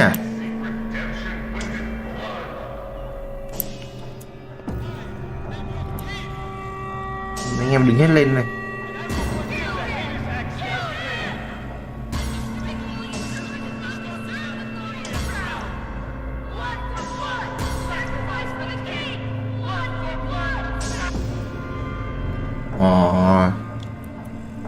Đây bây giờ thằng này là giờ hành kinh này rồi.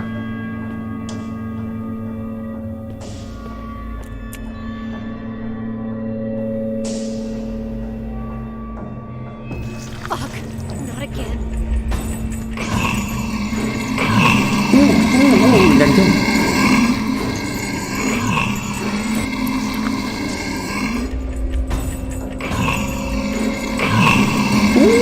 Nhanh kiểu đi. Nhanh vậy đi.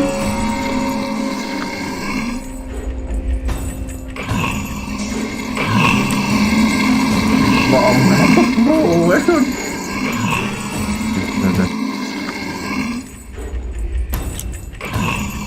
Cái sau thì đi được đâu. Ok. Xem phải đi đâu vậy? Chưa có thời gian để nhìn thì phải đi đâu đây? Mà mùa tép phải vào tốc độ hay ạ. Run from unknown shot mà run ở chỗ nào nhỉ? Này thì phải ngồi xuống nữa được. Bố mẹ rồi.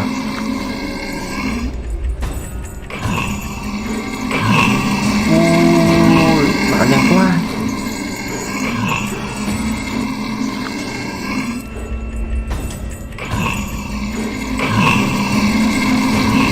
Không chạy kịp nữa.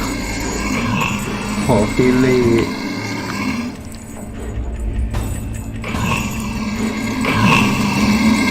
Ủa, mạo nhanh này thì đi kịp thế nào nhỉ?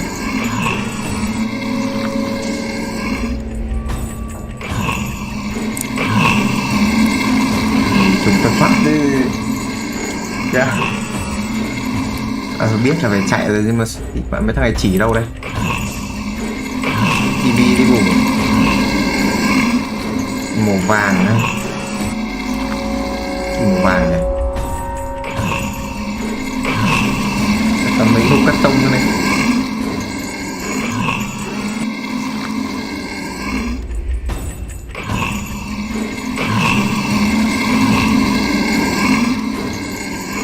Màu vàng chỗ nào?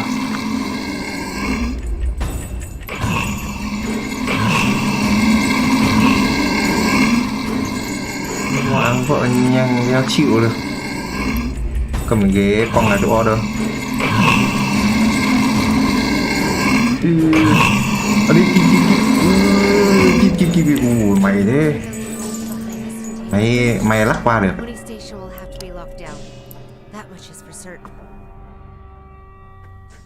Rồi chạy lách qua chỗ của con đấy xong rồi mới đi tiếp rồi.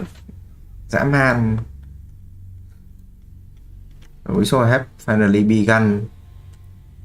Ông như phải xem nó đi hướng nào để lách qua anh ạ. Thì để lừa mới lách qua được.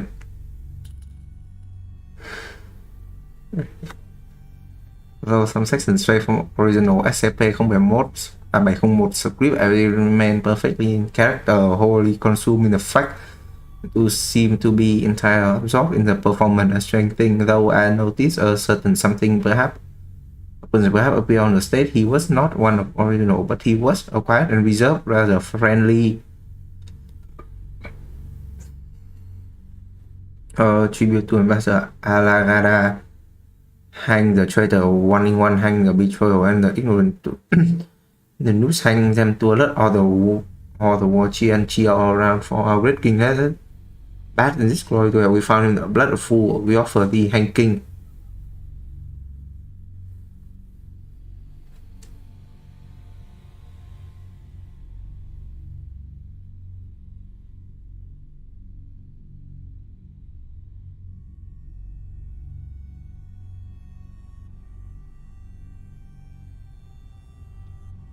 Là trong lúc đang diễn thì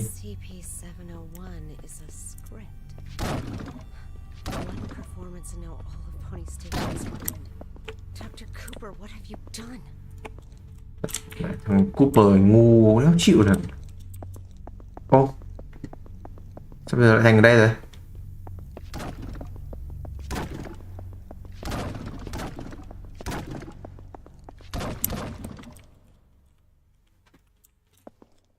Bảng gì đây? Hóa ra mình chưa đến thang máy à?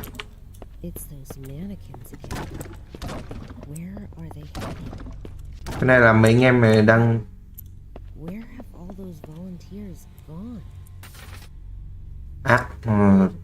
so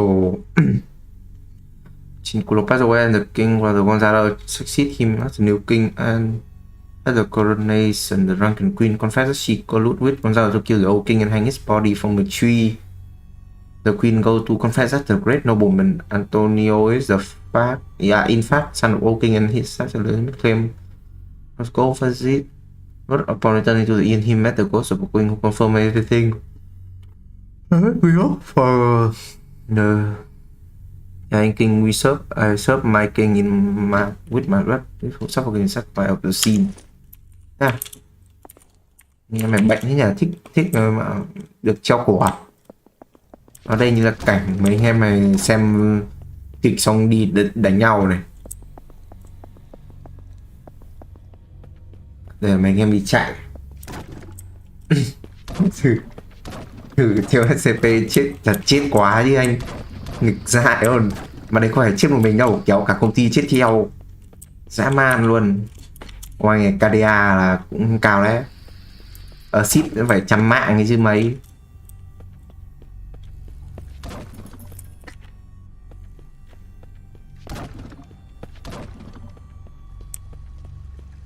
Đây là lỗ thông gió mà.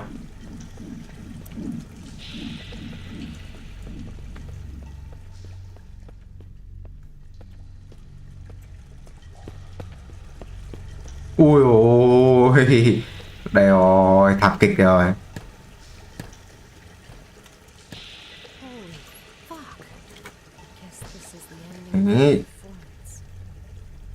SCP-701, the Hanged King's tragedy.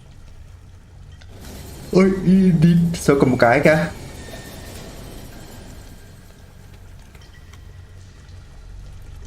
Còn lại phát. Không. Giá treo cổ đấy chắc là không phải thành mại nếu chúng quay lại.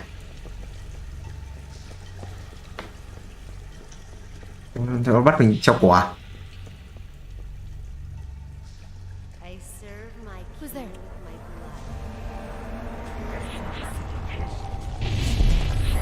Shit.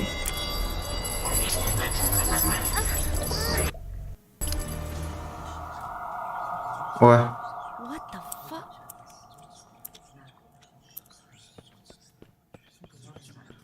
Cái gì đây? Ê à.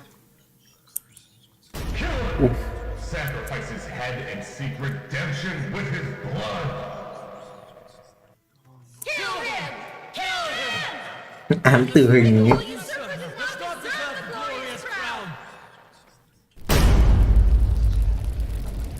Ui. Ôi cho xong mẹ thôi. Ở bên đây nghề gỗ này.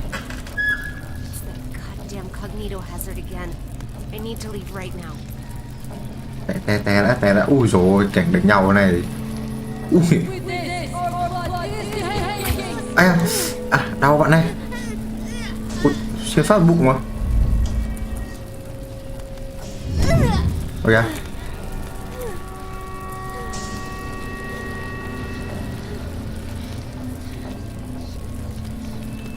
Mẹ ông hẳn này bị dã trông đau lắm đấy.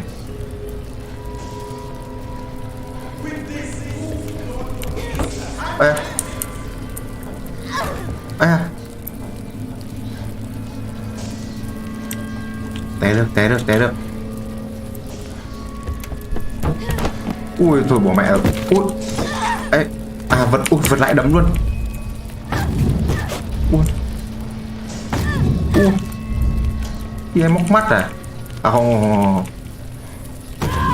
Ui. Té rồi. Sao bên ơi. Đây chưa bao giờ lấy được cái hộp đen này. Ok.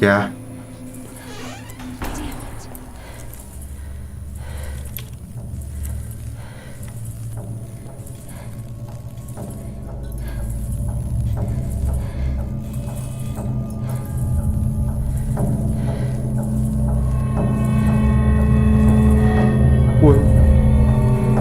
Đến nơi.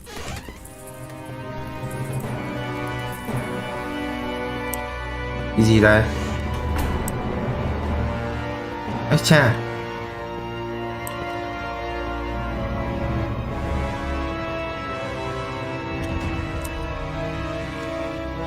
Bây giờ cầm con dao này.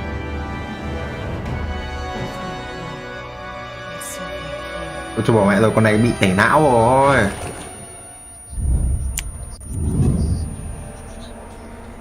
With my blood, I serve my king.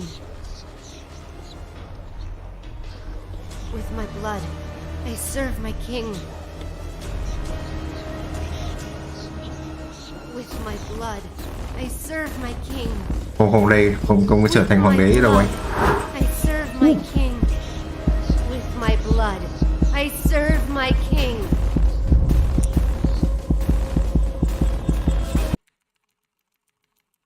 With my blood, Phải bấm I serve my king. đâm luôn. Đây hủy diệt được Imhotep của anh em. Một tép non. Imhotep giờ thua con đàn bà. Xong ngất đi ở đây. Her condition is unstable. I've just injected her with a sedative, but you need to let her rest for a while. Thanks, Doctor. Dã man. Well, let's go then. What? We haven't found the black box yet. You still don't get it, do you? Get what? What do you mean? A black box is merely a vehicle for recording the truth. But a black box isn't always a black box. You mean... That's right. She is now the black box. Ôi con mẹ chứ. Got time for a cold one? Because our work here is done. Con vợ bị lừa, khổ thật. Tí tưởng đi vào lấy hộp đen làm gì có hộp đen ở đâu. Hôm này vào trải nghiệm hết. Trải nghiệm sạch sẽ.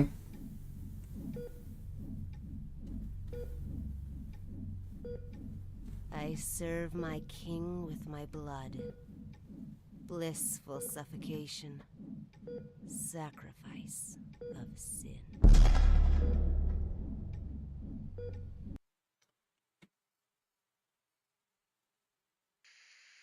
The black box has been properly contained at Site 105 and pending further investigation. Above is the full record of the inquiry. Lừa quá, như cái tổ chức này bị bợm thật. Bây giờ là click the red underline.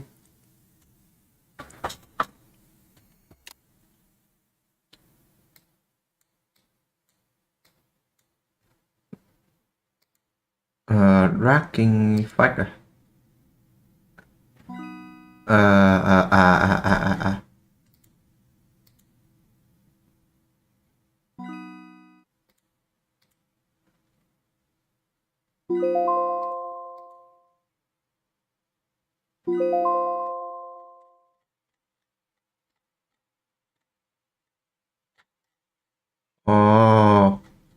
là điền thông tin nó hết rồi này, 3 cái rồi mà.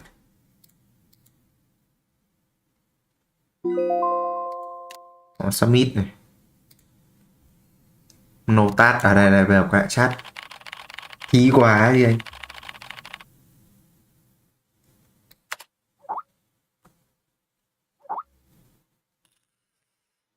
Ở Duy gửi tới bụi ấy à?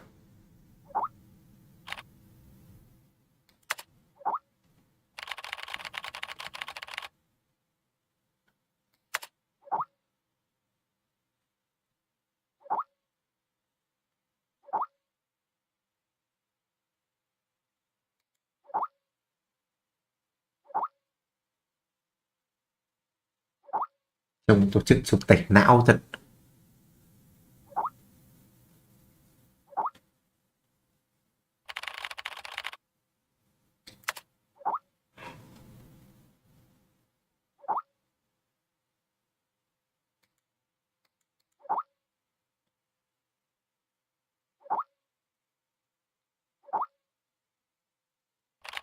À,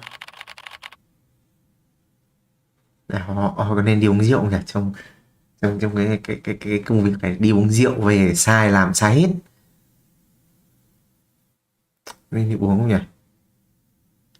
But I can drink too much rồi mà. Đi uống nhẹ phát. Này, đồ. Ông bạn này vẫn thích taco. Small party luôn. Thế nhiều là thành nhân viên cấp D cay thật. I start to grow back on it. I start to re-enjoy all with my view of the drinking and ram. It was lost in the string cave. It was dark. I saw all time two red dot more than my every move. What a strange dream. Take less too strong to drink. I need an espresso to sober me up. Đêm. Cay thật. Chà, tối qua vẫn đi uống rượu à? Lừa đảo. Để hỏi này, quay lại ngày thứ hai.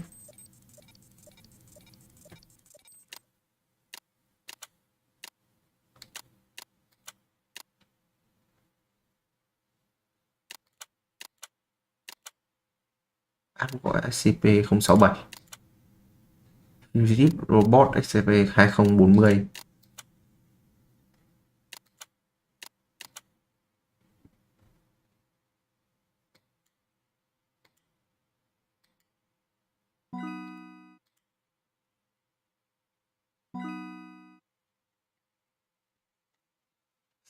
Lin. Flash harvest from the left side. Cái gì vậy? Clay plot with A2. Second irregular clay plot with A2. An organism, a womb, nên ta là Earthen womb.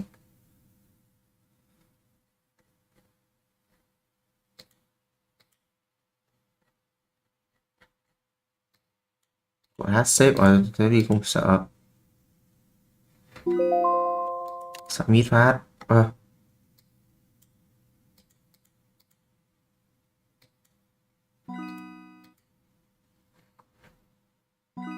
SCP-143 is to be water. A tree were grown on site. Bladewood from Foundation Game.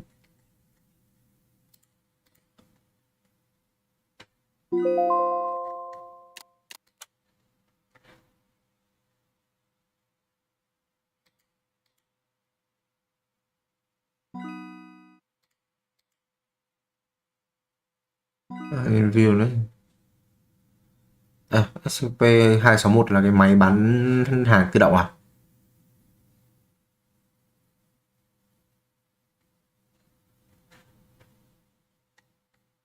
à? Như thế này là cái máy bán hàng tự động sao?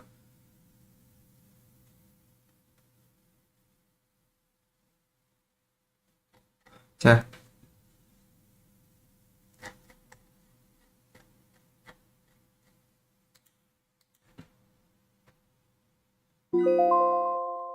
Máy bán hàng tự động này thì quan tâm gì? Nổ tát.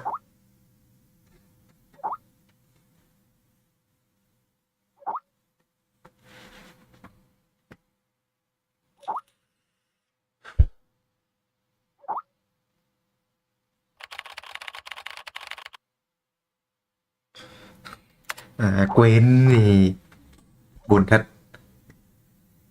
Đồng nghiệp chả nhớ đến mình gì cả. Monthly lecture. Invite someone famous to hold a lecture. Dr. Trevor. How position in the foundation. Đi với. Send a link to monthly lecture. Học online luôn. Đây này.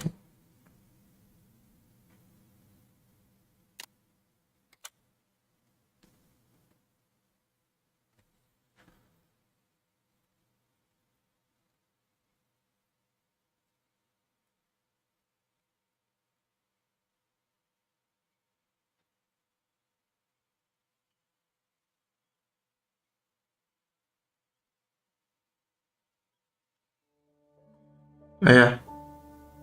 There are many stories in this world. Some are read widely all over the world.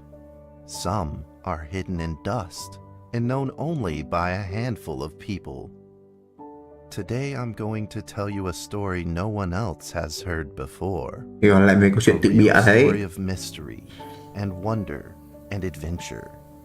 And then you too will become the guardian of this story. Dungeons and The Dragons. story takes place in a world of long ago. The hero Đọc of là our chữ. story is a little boy. His name is Daniel.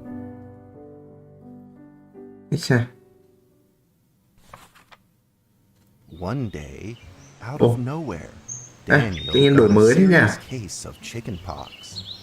It made him look like a strawberry. Tự To nhiên make game sure he trông đáng didn't yêu spread này. it to others, Mrs. Page, the principal, had him isolate in an attic.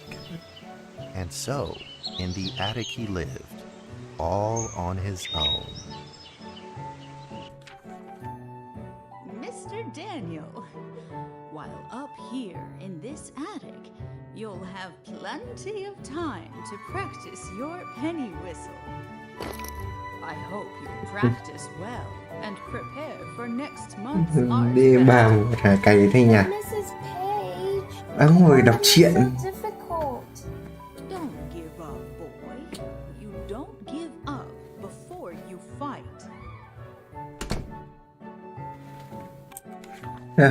Cứ lật trang Daniel vậy. was reluctant at first, but he trusted Mrs. Page, and he knew he should listen. And so he practiced the penny whistle. À, khó thế.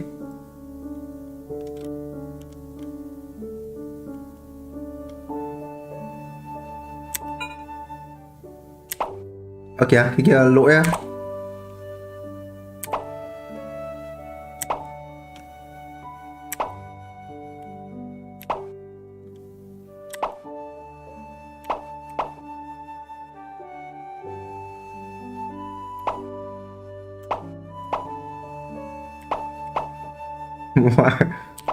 Ra là ai DF còn cái tí mẹ. Suddenly, he heard some strange noises in the corner of the attic. Huh? Who's there? Daniel decided to go over and take a look.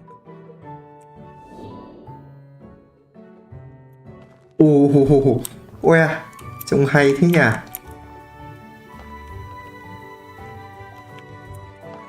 Nhìn bên này đẹp hơn, đằng sau trông kinh quá. Daniel có con robot được à? It was a mouse trap, and there was a red origami paper dragon inside of it. Daniel carefully removed it. It was marvelous and Dùng gấp cuốn giấy không được đấy nhỉ? The problem was part of its wing was damaged, but Daniel found a way to repair it. Thì ở đấy lại băng dính giải quyết tất cả mọi thứ ấy.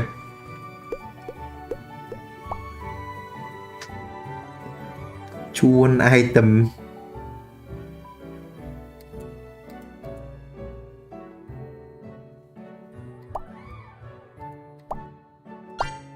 Ê à.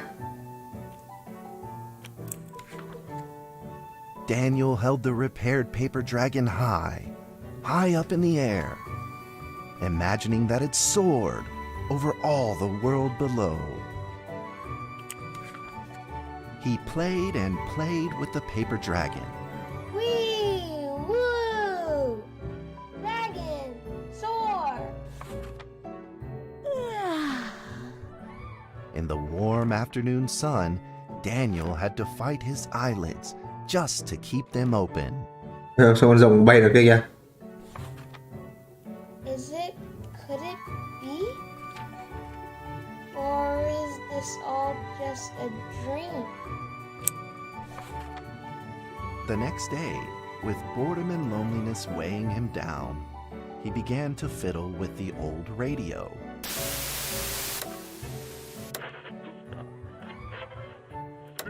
Our town is located in the plains where earthquakes are not particularly common.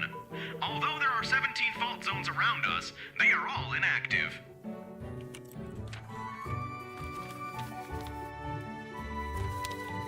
Ủa sao có mảnh giấy lăn này? Paper rolled over to his feet. Where did this paper ball come from? Just as Daniel went to pick it up, the ball suddenly came to life. Okay, lăn mẹ mất. Rolled away. Daniel chased after it.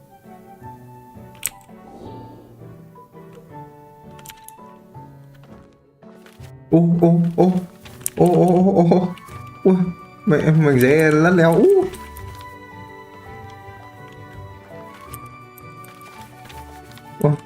Mảnh giấy lăn léo thế nhỉ?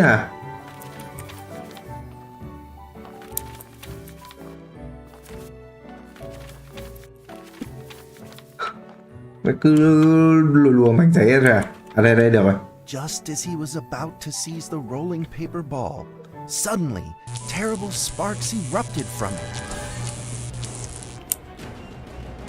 Before his very eyes, the paper ball began to grow, bigger and bigger. At that moment, a red figure suddenly appeared. The red figure quickly subdued the paper ball and threw it into a cardboard box. Daniel studied the red figure carefully. It had a sticker on its fluttering wing. It was the paper dragon. I wasn't dreaming. Thank you for saving me. Daniel was grateful and very happy. Từ lúc ấy chọn nhầm thì paper dragon, thì bị timid and afraid. Thì bị mảnh giấy đè chết rồi. Just then, Daniel had an idea.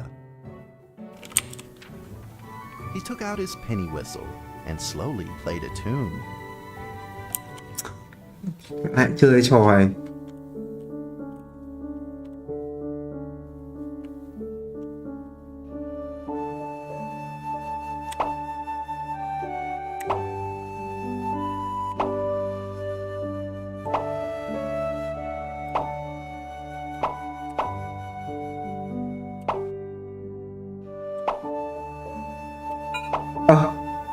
Chưa được nhạc điêu thật.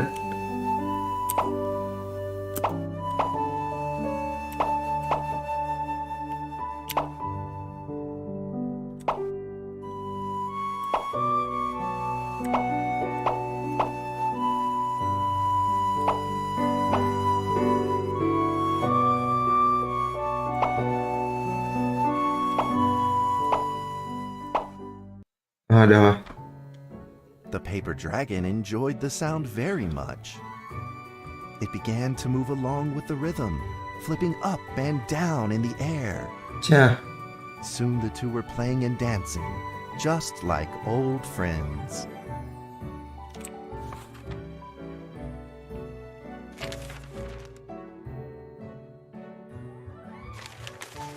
Okay. The paper dragon traced out a beautiful arc in the air. Số biến mẹ thành tờ giấy rồi. Communicating with Daniel in a unique way.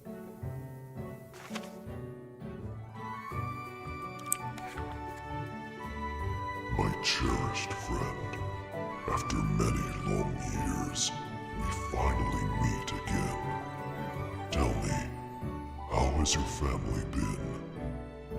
A great thank you for playing that music for me. You know how I love the beautiful rhythm of that instrument. But we ought to take precautions, as the room is not stable. Do you still remember how the room works? You're welcome to visit any time.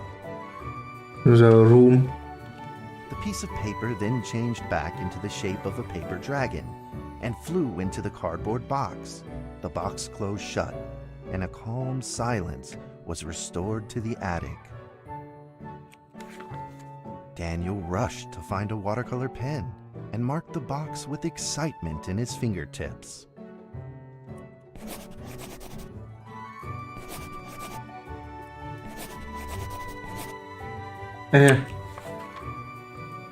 Over the next few days, the paper dragon came out often to play with Daniel. During this time, Daniel introduced many of his friends to the paper dragon.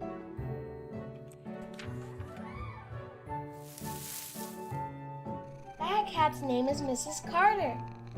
Ever since I secretly fed her some fish for dinner, we've been good friends. That's Duke, Mrs. Jessica's pet. He doesn't like Rainy Day or Mrs. Carter. Only smoked sausages for his taste.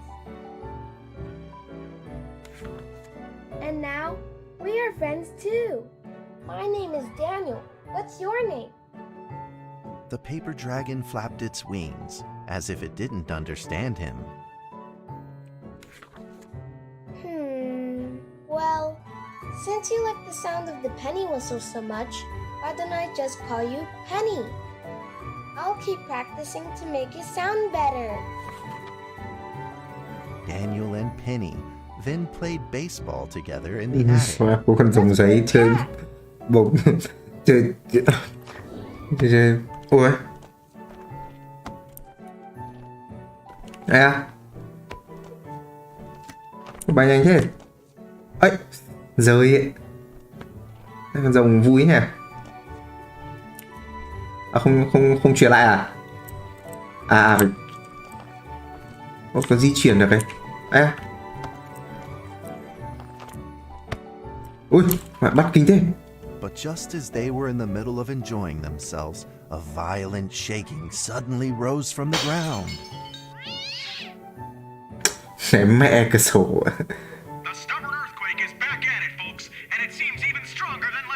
Rồi bỏ mẹ động đất rồi.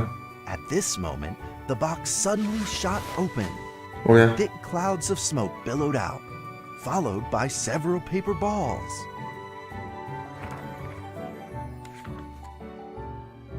Penny attacked the paper balls without a moment's hesitation and promptly threw them back into the box. Penny then flew around in front of Daniel and rushed right back into the box. As the box closed, the earthquake stopped. Oh. Facing a friend's farewell without a formal goodbye, Daniel felt confused and lost. He moved the box to the center of the attic. Facing it, he practiced his penny whistle, day in and day out. MU đang đi lên chứ. Má ơi luôn.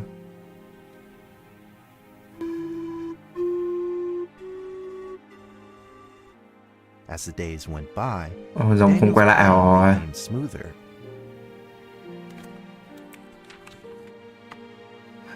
One day, the box suddenly began to move.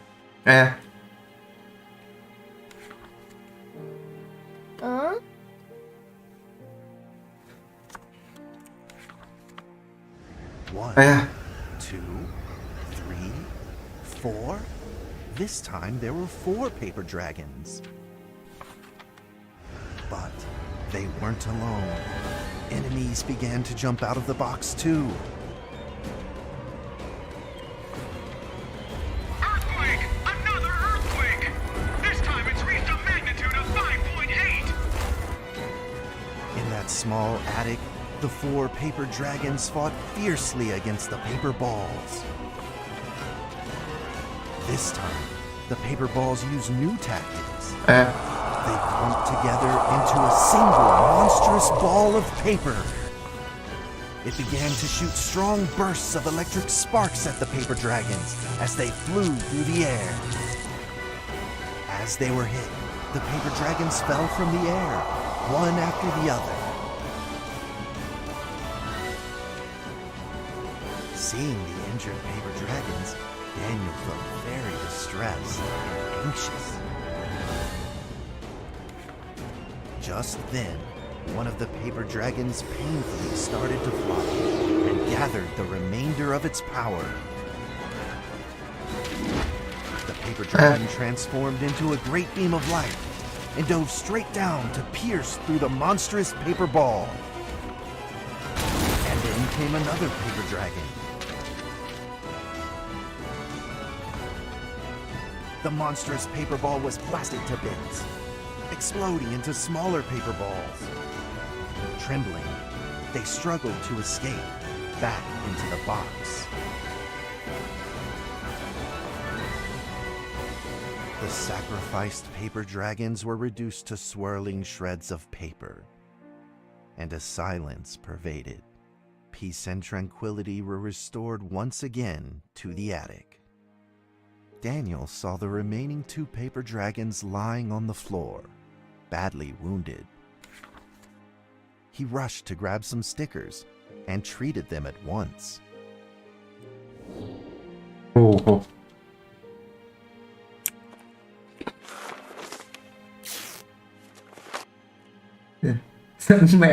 Dán mẹ cái hộp lại là xong vậy thì cay thật.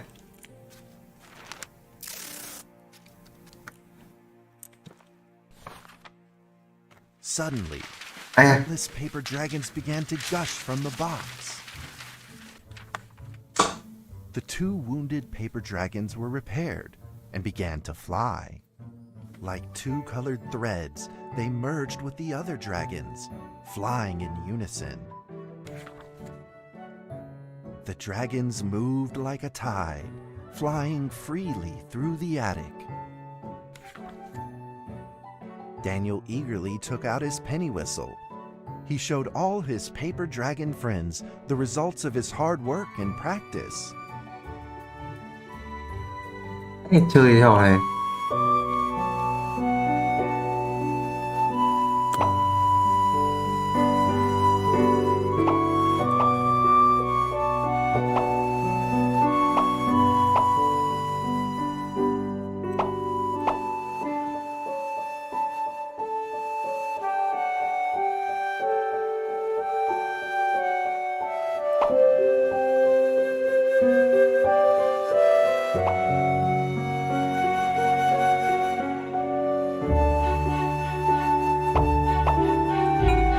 Kìa.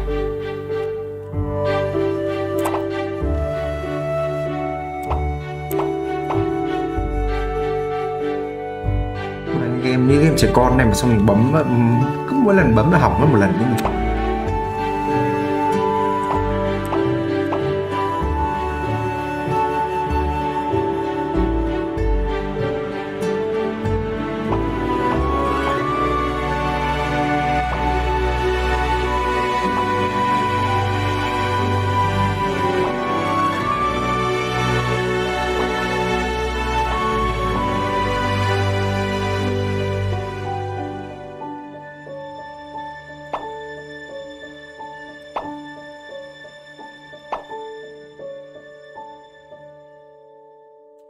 À, như đánh piano vậy thì chuyên nghiệp vậy luôn. Nó đợi bấm sai mất một nốt. In the sweet melody of his playing, Daniel felt himself enter into the world of dragons.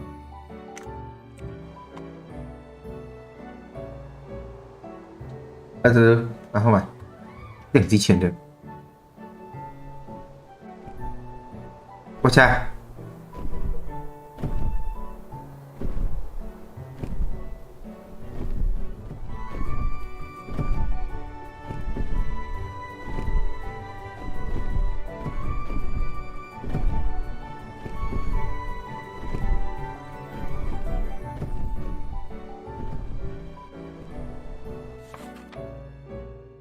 The paper dragons merged into a long letter and floated down towards Daniel to tell their story.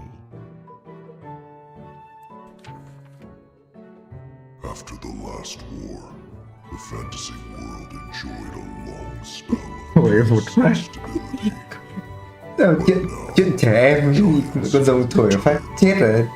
They have launched ferocious attacks, trying to invade your world through the roof. Thì đấy không còn Daniel nữa. Đây là chuyện trẻ con, từ đấy không còn Daniel nữa. For it is the last remaining entryway into your world. Please believe this farewell will only be temporary.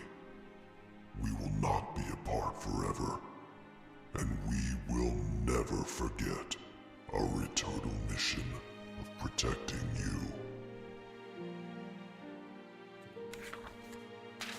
At that moment, the paper dragons flew back into the box.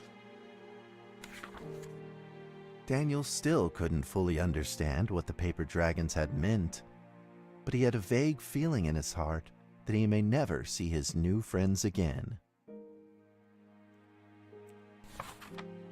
A few days later, Daniel's chickenpox had fully recovered. Khỏi bệnh He rồi. played the penny whistle very, very well.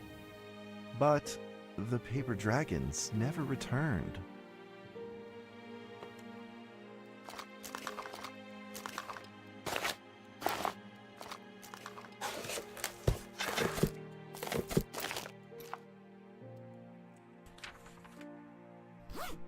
Maybe it was time to leave and move on.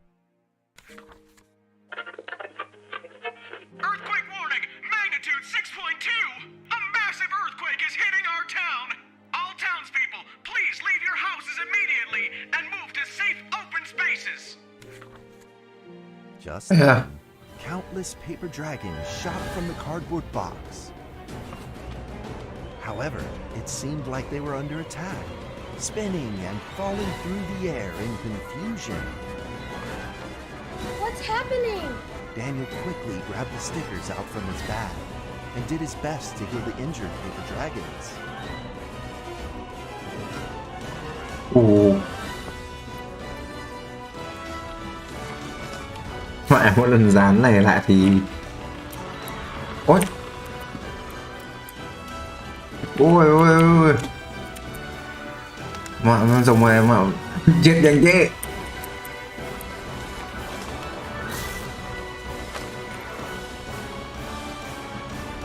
Đây. Mạo rơi phát chết luôn thế thì cứu nó được.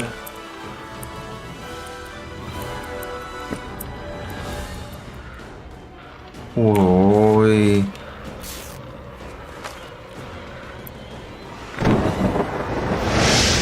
À.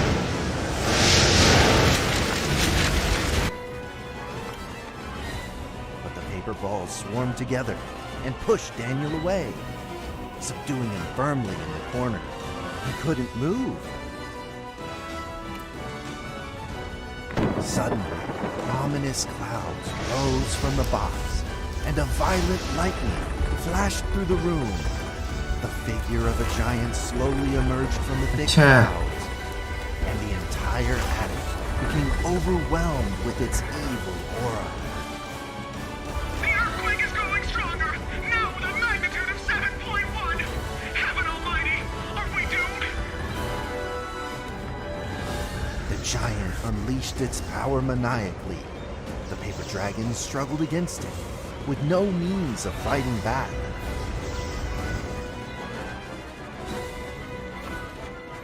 At this critical moment, two paper dragons shined brilliantly.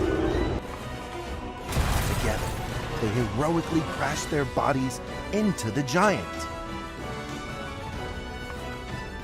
Daniel thought the giant had been defeated by the paper dragons, but soon he found that things would probably not be so simple. The giant's figure could still be seen in the thick smoke, looking evil and terrible. The attacks of the paper dragons had had no effect, and the giant had only grown stronger.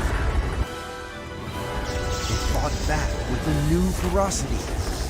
The paper dragons were simply no match for it. The earthquake is growing stronger still! The greatest disaster this town has seen in over 100 years! My heavens! Will this nightmare ever end? With the paper dragons now all but defeated, Daniel spotted a frail figure in the distance. It was Penny.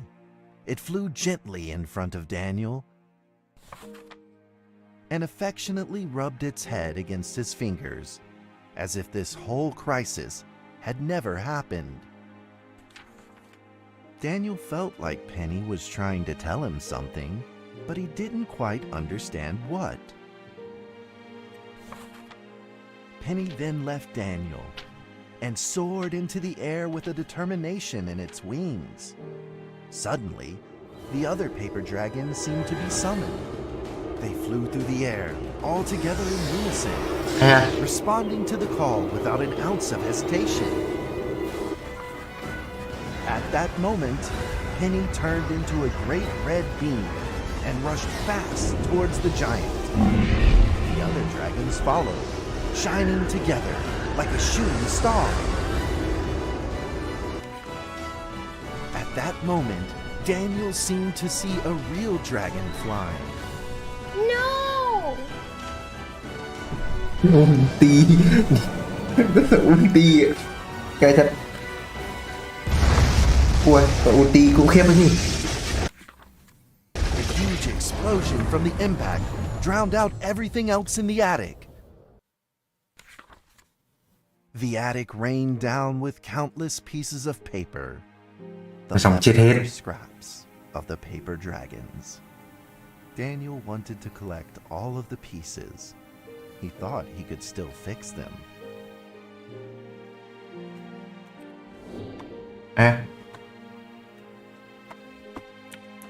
Chà, trông được thế nhỉ.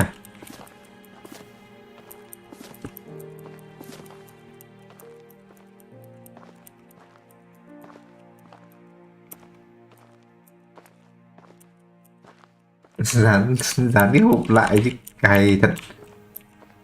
Mà nhặt hết ra.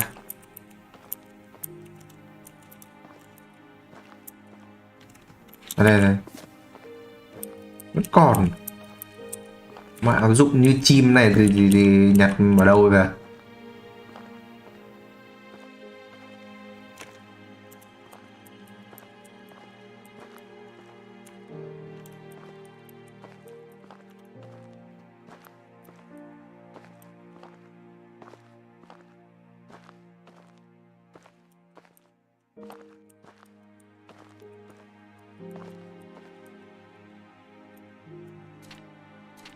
Ủa?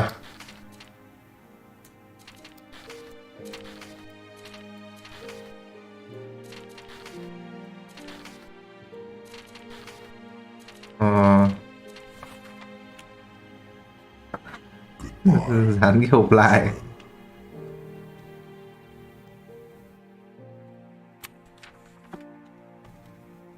The nightmare is over.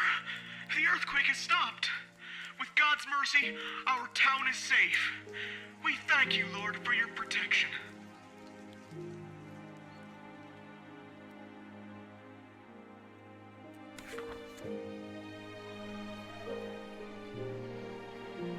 A few days later, the art festival was held as scheduled. Daniel attended the show with his penny whistle.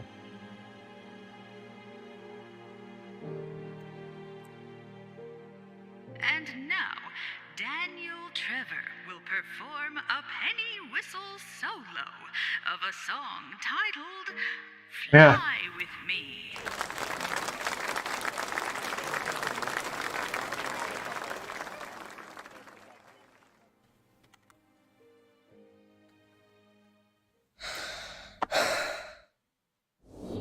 Ít đi. Nó phải chơi chứ.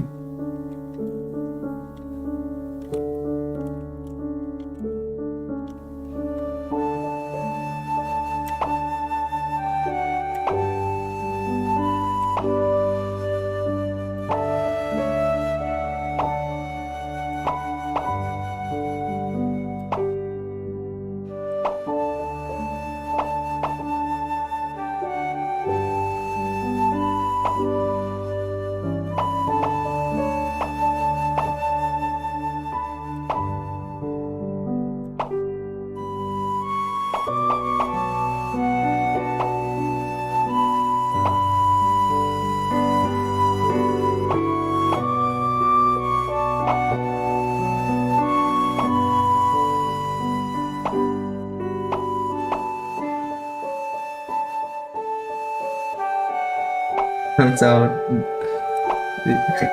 đến San Andreas và chỉ để tên là chè vò, cái thật ý perfect luôn.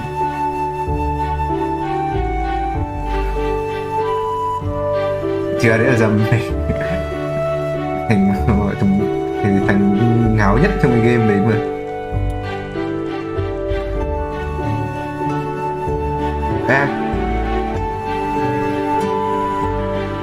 Trông cũng ảo giác đấy, không biết Daniel chơi cái gì. And that's how the story ends. Now, you might be wondering, what happened next? Are there still paper dragons in the world? Daniel and the Dragon. That's a difficult question to answer.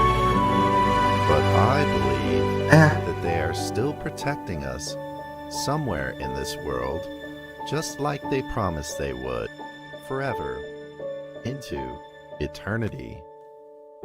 Có hộp với thật luôn mà thế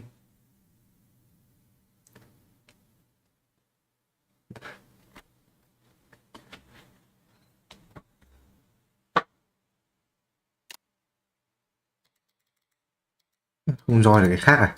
Này trông ảo giác này.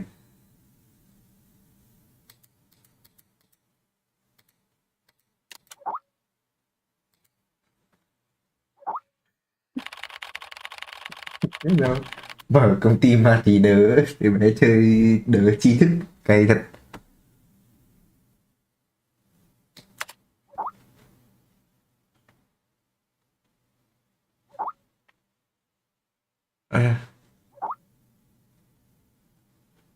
Dr. Daniel.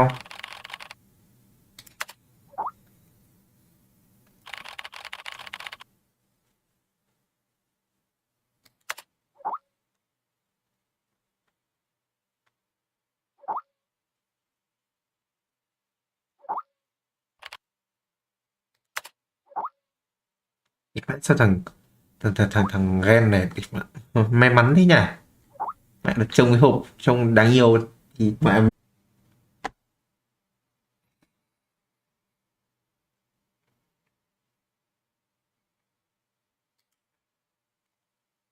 má ơi, nhìn lag cái lại còn chưa kịp đọc.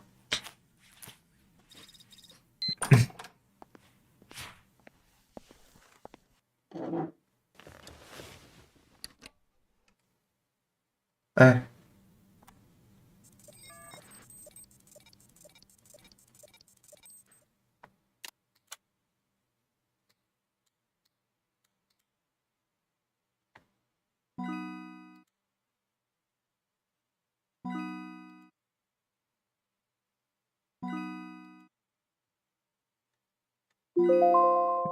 thở to may only be performed by antique grabber film bottle colorless liquid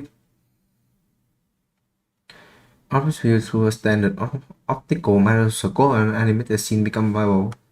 Some precise the same scene take the form of battle or woodland scene có nghĩa là Victorian era England.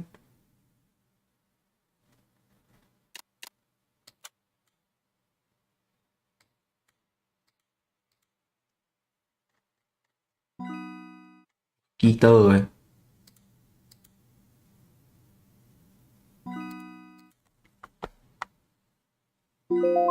Maybe how secure bunker. The ship have been located chamber nearby cathedral. Black cubic structure made of a nano ceramic material object is classified indestructible. Its size is divided into 10,000 millimeter square in a range similar to Rubik's cube. Each square had a path designed into the surface etching low wide alignment of single row column. 2,8 vậy có được kiếp sinh này có tác dụng gì? Có tác dụng gì à?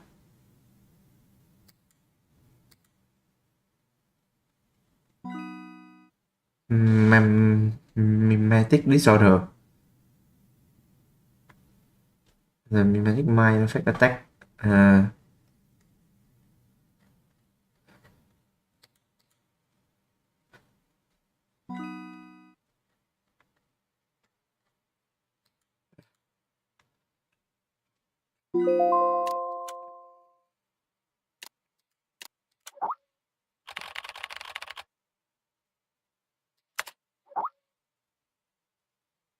Sếp gọi thằng tên này. There is a temporary archive that needs to be sorted. All the are in field, so you have to take over. Trước phát. Emergency.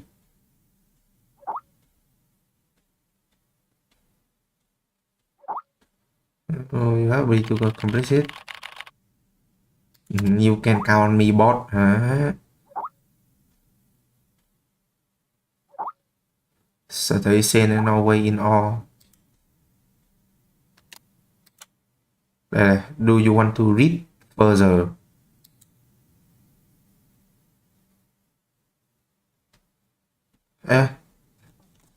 Search trông này trông nguy hiểm quá. SCP-239 là con gì?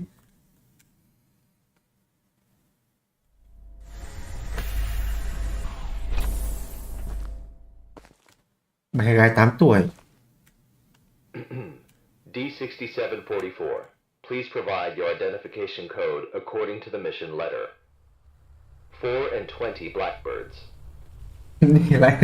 Không phải, không hiểu em là chỉ em chỉ cái kiểu gì nhỉ? Cất dữ liệu thôi. Thì em có phải là mấy thằng đi vào đây đâu. You must first provide your identification code. Otherwise, you will be executed. All right. 4 and 20 Blackbirds baked in a pie. You're a real fan of these formalities. Everything's got to be right by the book with you. Oh, God. Fuck. Mike Donald, consciousness intrusion expert, former leader of MTF UP2, codename Spider. Now, level D personnel, number 67. Đang đợi nói xong rồi. Enough with these damn formalities. Just what the hell you want me to do? D6744, do you know about the witch plan? I've heard the name, that's all. The plan is under the direct command of O5. Every last detail of the plan is protected by the strictest confidential terms. So what? D6744, what you're about to witness is top secret information of the Foundation. The hell is going on? A few hours ago, something went wrong with the witch plan experiment. The energy of the human anomaly, SCP-239, is out of control and has begun diffusing outward, disintegrating everything it touches. You guys seriously never cease to amaze me. SCP-239 is now a ticking time bomb. She could go off at any moment. Có vợ hay có khả năng đi trông có vẻ khiếp the consciousness of SCP-239 to stop this bomb from exploding. The neural field is very charged and ready to enter the target consciousness space. Begin the program. Consciousness begins to link. Start the countdown. 5, 4, 3, 2, and size. Nhà xong tí có D1110 nha. Thì đúng là cười. Uầy. Gì à? Cam mút. Uầy.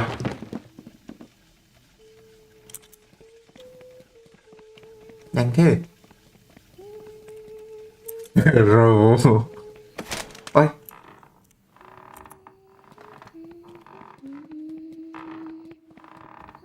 Bất tử. Bất tử cái gì, anh vào gặp mấy con này chết hết. Can you hear me? Son of a bitch. Fuck you. The situation is urgent. If you were still the way you used to be, you would have done the same. Way you used to be. Boy. Hey, wait. D6744, what did you see? A little girl, but she ran away when she saw me. That little girl is SCP-239. What else have you discovered? Siêu may mắn. I'm sorry. Help me. The girl's consciousness is severely damaged. That probably explains her total loss of energy control. Then how should we proceed?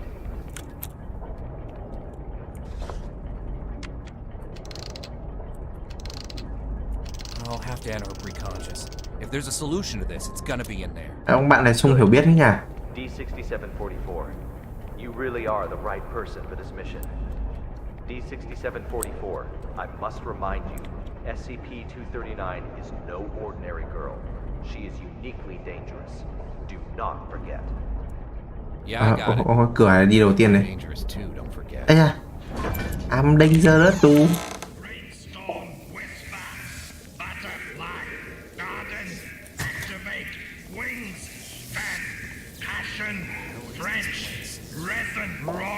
Gì rồi?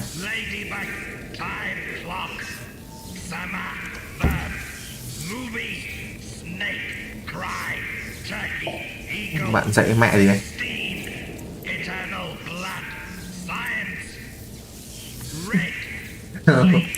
Hiểu biết nhưng vẫn hoảng ạ, cay thật. Xịt.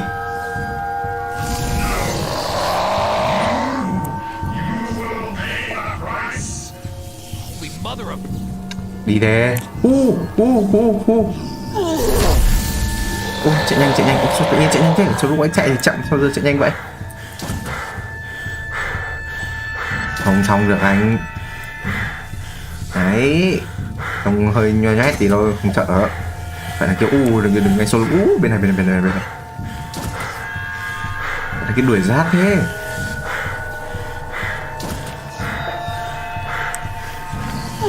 À, đó. Không ngon đâu. Nhầm đường thôi.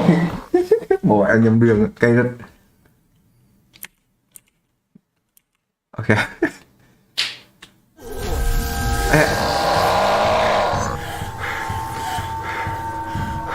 Dã man.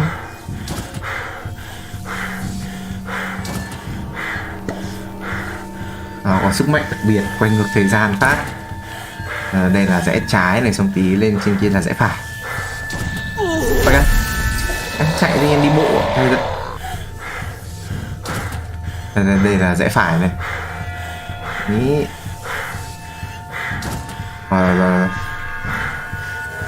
Đây đi, đèn chỗ này đang sáng này, lên thử phát. Được.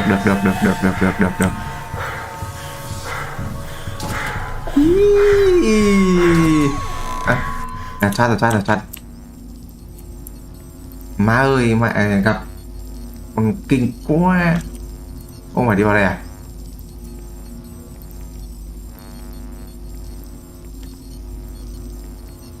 Cái này là cái gì?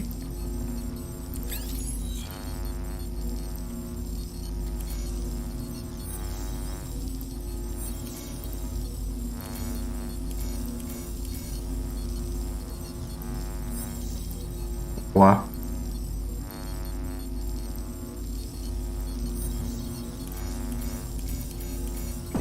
À, đây. Họ Odin săn. Now conducting ability control test number 125 of SCP-239. Thôi đi săn, thôi đi săn biết phân thân như sợ thật. Cái gì vậy?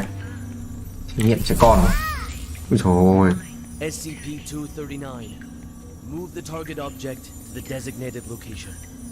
À, bê cái tạ này. Ui, chứ đi mẹ bê cái tạ bé thì đâu bê cái tạ to thế. Ability control test number 125 has failed. The voltage intensity must be insufficient. I'll need a new test site. That can handle a greater voltage load.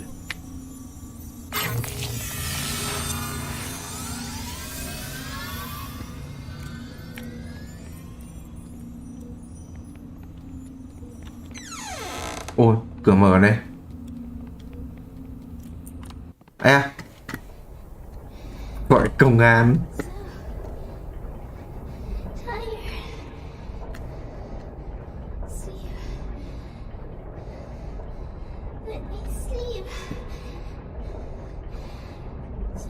Rất là gọi công an này.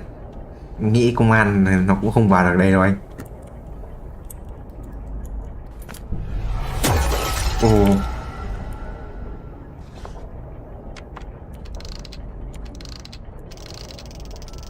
Bird's Nest calling À. 6744. Do you copy? Copy. The energy of SCP-239 is still diffusing outward. What's your situation? Situation's more complicated than I thought. I'm gonna need more time. Be quick about it. I got it. Quit rushing me. Đây.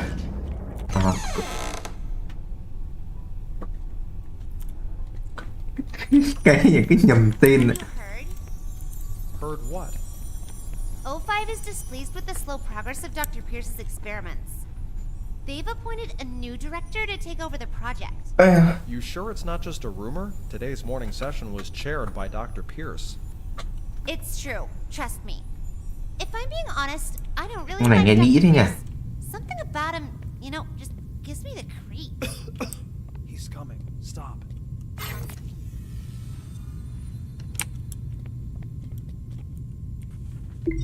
Ủa? For reason to be advised.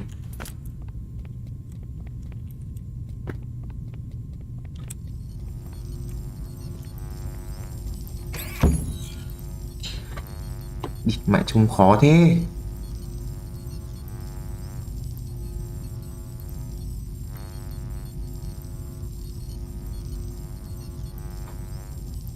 Cái này trông khó thế nhỉ?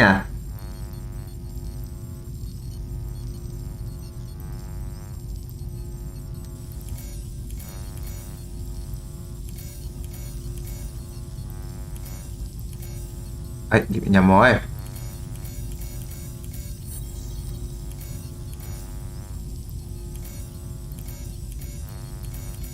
Đây.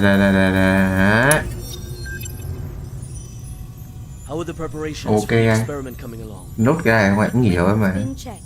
Everything is ready. Good. Anything to be aware of? Sam went to the counseling room after yesterday's. Play deep bleed. Give him an injection of amnestic agent and let Arthur take his place. Black Honey Badger.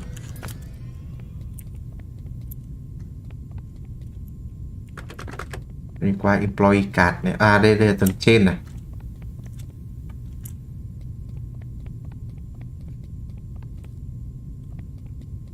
Ô.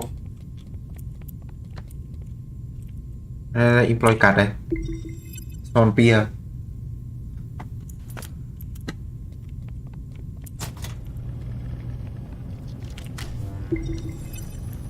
Try again.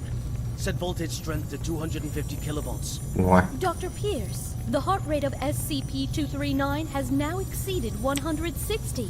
Her physiological indicators are quickly approaching their limit. Perhaps we should consider pausing for a while. Continue. Pressurize. Set to 250 kilovolts. Go. Now.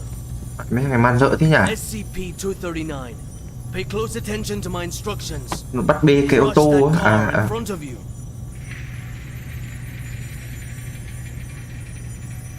Ui. Con này cũng khiếp phết đi chứ.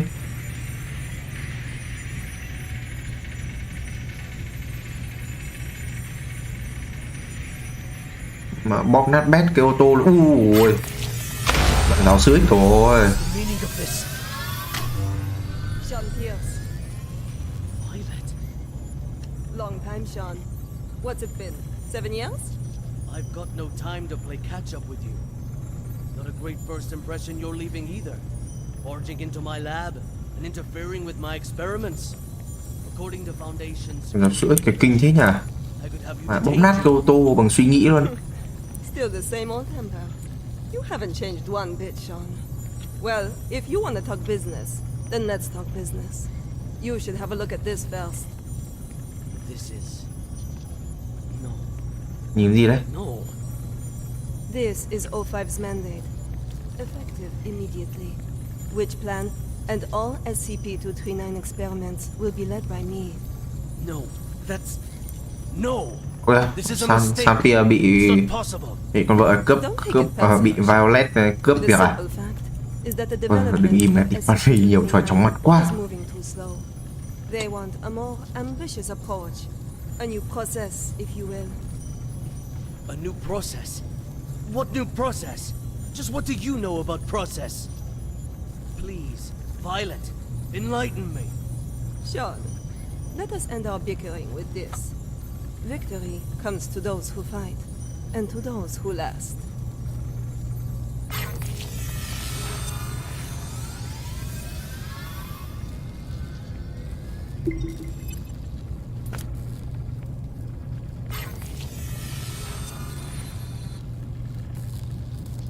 Mong mình không lỡ mất mấy cái giấy, không cũng ngẩn lắm. Từ di chuyển trước phát.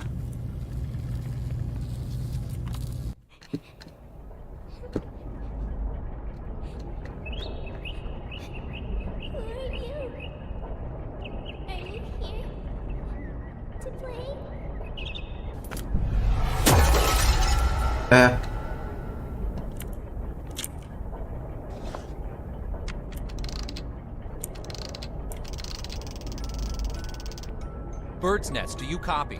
Copy, loud and clear. Just what exactly is Witch Plan? That's not your concern. Focus on the mission at hand. Stop the spread of energy diffusion released by SCP-239, and do it quick. Yeah, sure. Ooh.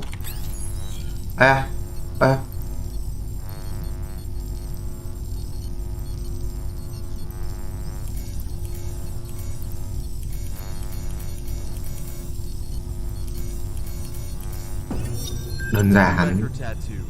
The storybooks and toys we ordered Tattoo. have arrived at C3 warehouse. Good. How's the Thiếu mất một cái, thiếu mất hai cái là The bed and daily necessities are all in place. The demolition of the ARB potential development plan will be completed next. Good and good. Now, how about the formal meeting with our little princess?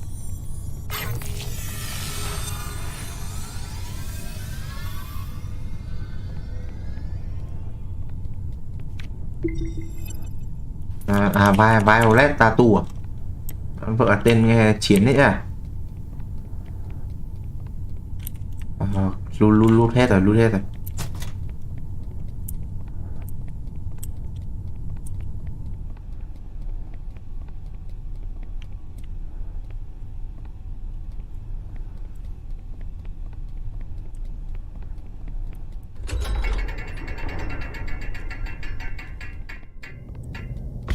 Hello there. Hello. Hold on a second. I'm not gonna hurt you. God damn it. Monsters. Scared. When you feel scared, just close your eyes. Yeah.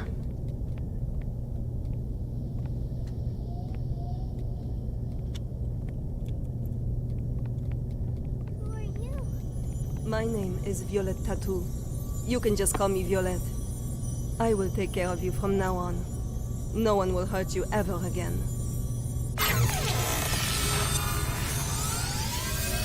Đi vào trong này.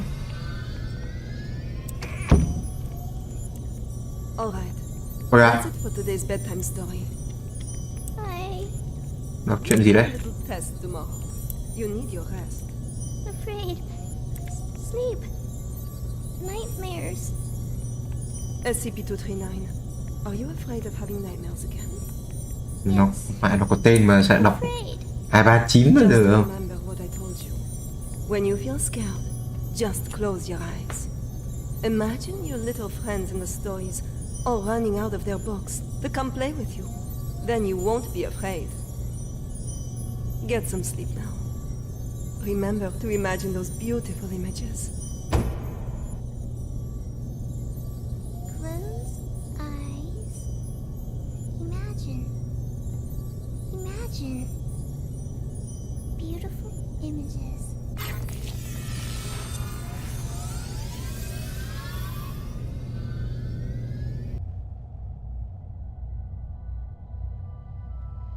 Ôi.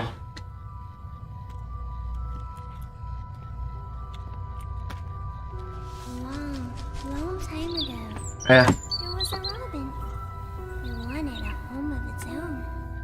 But what should a home look like? Ê, con rùa này. Con rùa đi chậm thế.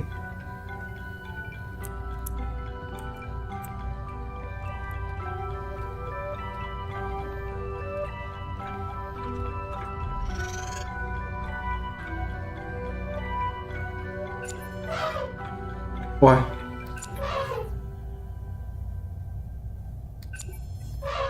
À. Ôi. À, cho chân bé đi.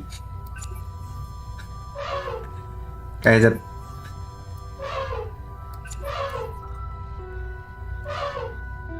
Robin needs an elephant. The system house should have very strong floors, strong enough to support my weight. The robin shakes his Vâng. head. Nó voi chân to chân bé bao giờ. Ô, con gì đây? Ngựa vằn à?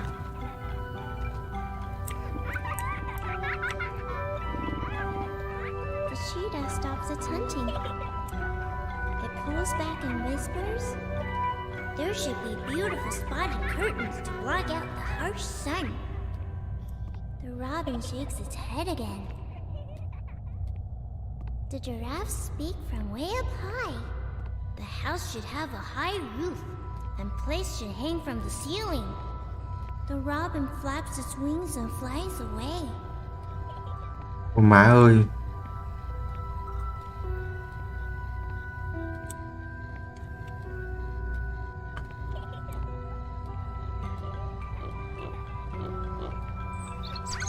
À.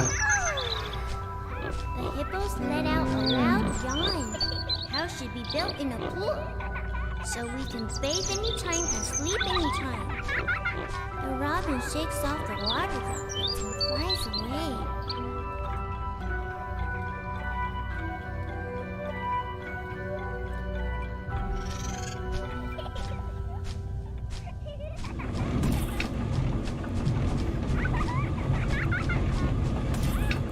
Gì vậy? Flappy Bird à?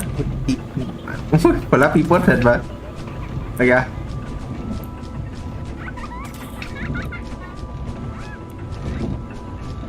Cái thế nhỉ?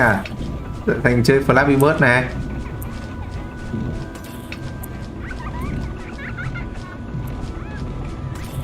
Không, ngày xưa Flappy Bird mình chơi phải được 20 điểm. Hoặc là không đến 20 điểm, tầm 5 điểm thôi nhưng mà cũng được. 5 điểm chắc là qua trò dễ mà.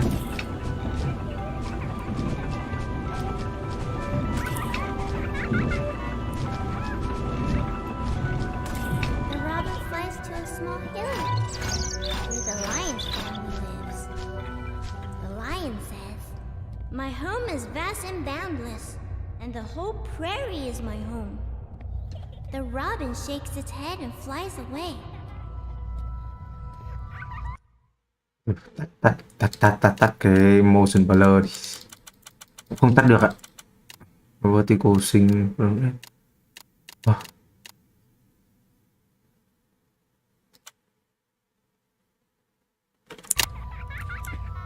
Why? Flies and flies, and finally it lands on the back of a Rồi giảm tốc chuột nữa. Đi mà sao vẫn ba mấy này? rhinoceros. Rồi. The rhinoceros says, "Everyone travels with all sorts of strange questions inside, but after traveling far and long enough, Má ơi. the answer that everyone finds is that the truth is not far, or it lays within our very hearts." Robin, what kind of home do you want? The robin says, "The home I want is..." SCP-239, what are you doing? Oh yeah. What's going on here? What's happening? SCP-239, we have to work and rest according to plan. But Alex, clear up the mess. At once, Director. Nó làm gì đâu mà. SCP-239, this is all for your own good. You must be obedient and complete tomorrow's test. After that, I'll give you a gift. A gift? All right. Back to sleep now, SCP-239.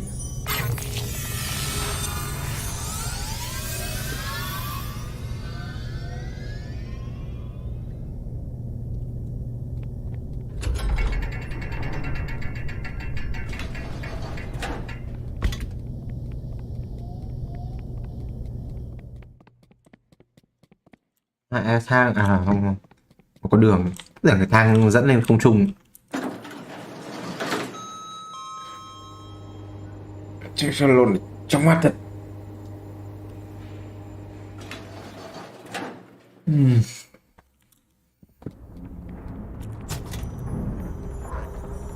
Ê.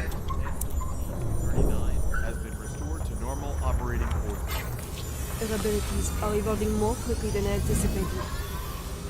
The commissioning of the experimental site must be completed at once. Ủa, The formal presentation is next week. I'll see to it, Director. biological waste này là gì cho trục kinh tế? With these creations of SCP-239. Destroy them. À.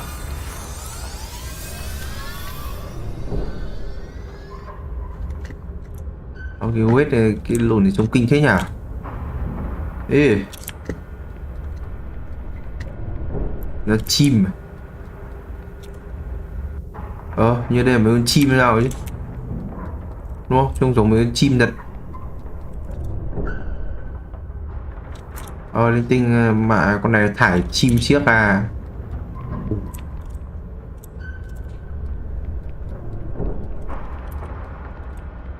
Chim con kia tưởng tượng sao này cho vào đốt hết. Dã man.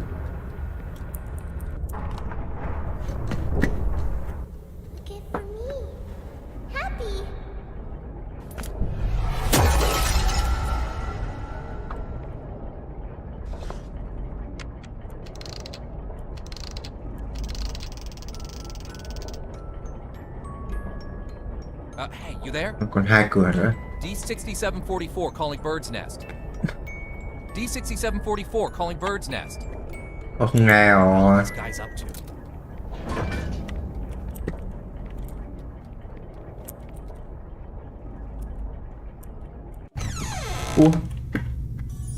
Director Tattoo, the experimental site has been fully prepared. The report may begin at any time. Excellent. If today's experiment goes smoothly, I will have full control over which plan. Go, check again to be sure that everything is in place. There can be no omissions. At once, Director.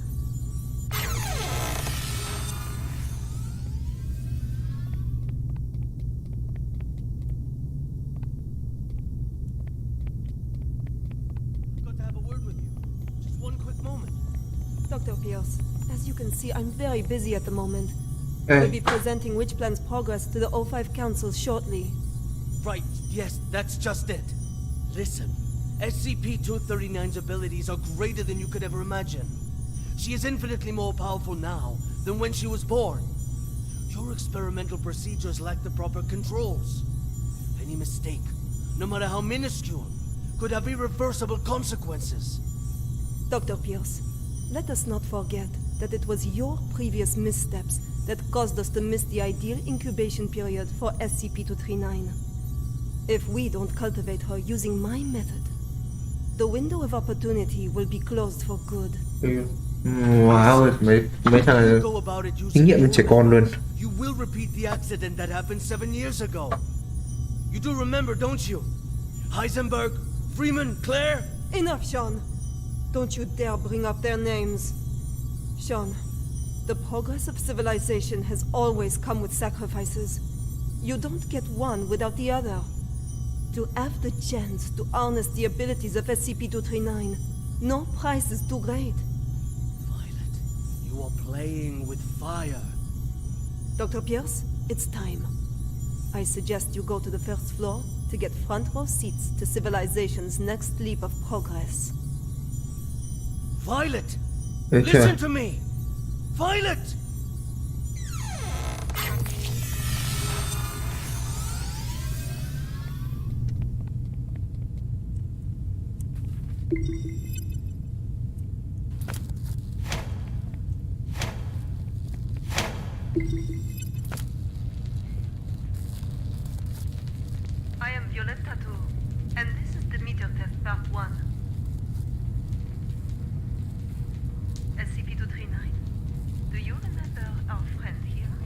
the little robin with the pretty feathers. Can you make it come out and play with us?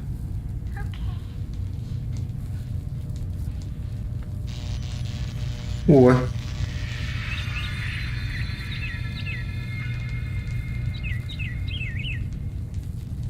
Good, SCP-239. Very well done. All right, let's continue with part 2. Now we need to give the robin a home. A home? Yes, a home. Just like in the storybook. The robin needs a tree to call home. So let's give him Má nó trồng cái cây ở đâu? Robin, home. Not the tree. SCP-239, you just need to listen and follow my orders. Come on now. Let's give our good friend the robin a big tree. Home. Not tree. SCP-239, I need you to follow orders and make a tree. SCP-239, if you don't follow orders, there will be no more nice things for you. No toys, no storybooks, no pretty decorations. Back to that cold, ugly room. You don't want that, do you? Chắc là cũng bách má lìn.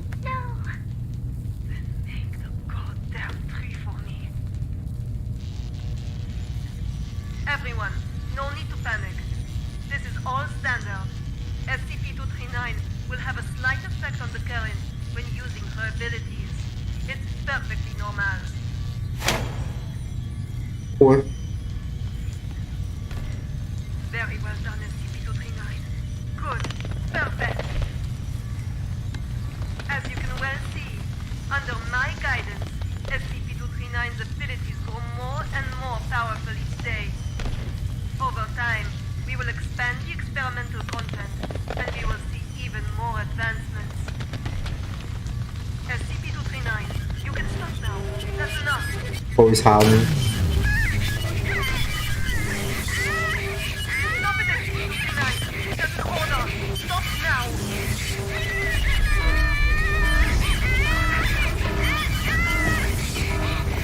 Nghịch này. Trồng cái cây. Làm sao bắt được trồng cái cây? Đi mà.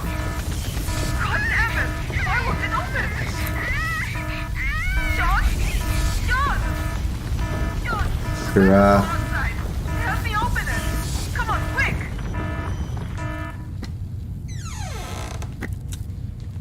Hay đi trồng cây gây rừng này thì mà nó cắm cọc cho thì thôi. Stop it, SCP-239. That's an order. Stop now. Now.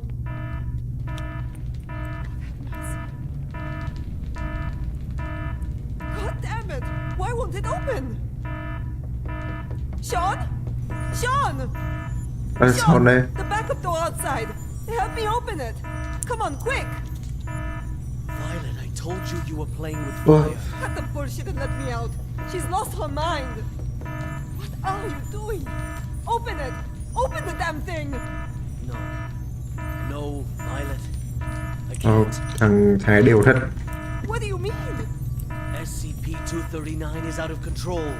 Why would I open the gate? What the fuck are you saying? Open it! You're right, Violet. Victory comes to those who fight, and to those who last. You're talking crazy, Sean. This is not that. Open the fucking thing! An accident of this magnitude. It's just what I need to prove myself. Sean! Sean, don't think like that! We can work together. We'll do it your way. Your rules, your method. Whatever you want. We'll do... I know! I'll quit! I'll resign! Which plan is all yours? Sure. Use these learnings to improve the plan and equipment. I've never been so certain of success. No, Sean. Let's not think like that. Let's talk things through. You have proven invaluable, Violet. You will not die in vain. No, Sean, no. No, no, no, you fuck. You fucking Sean. I quit.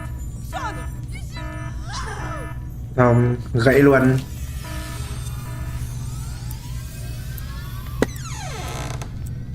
Ui. À, này là không có đường đi. À, đây, đây, đây.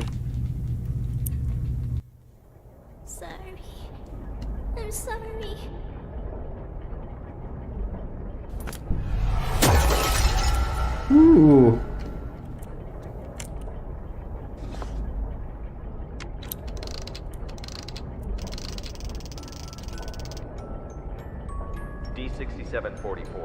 The energy output is getting out of hand. How much longer? So this is the witch plan, huh? Are we anything more than tools to you? It's not about that. This is about saving the world. Either you fix this, or we're all screwed.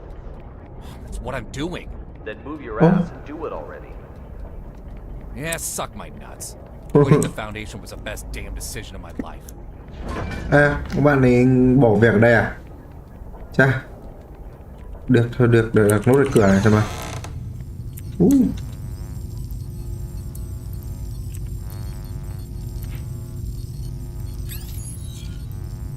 Một sự quay vòng vàng như này. Một phần correct.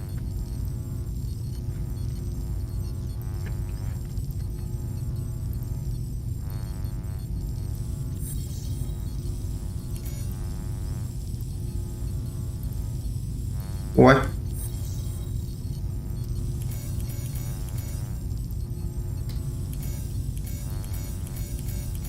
À, cái này cũng đơn giản thôi mà. I now present to you the ARB Potential Development Device 2.0. This device is capable of not only better stimulating the potential of abnormal objects, but can also automatically turn on the respective electric field control, so long as the abnormal objects exceed the preset amplitude. This will ensure that the experiment is foolproof, with zero chance of runaway. The tragedy of Directed Tau 2 cannot be repeated. We must learn from our mistakes. We must not forget the enormous power of SCP-239. And we must treat security as a top priority. Otherwise, all of this will be for nothing. Do not forget the credence we live by. Secure, contain, protect. This we must uphold at every turn.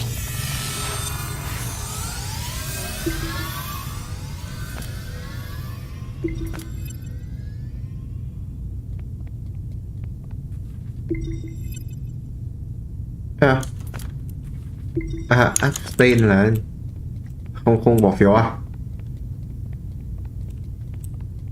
Nhưng em bỏ phiếu phết đấy chứ. Xong đi đâu?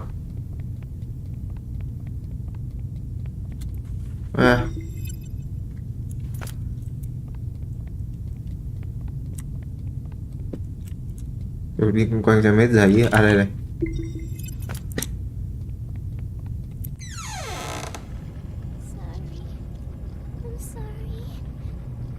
Hi, hello. It's okay. I just want to talk. No. Stay away. What happened? It's not your fault. Oh, shit.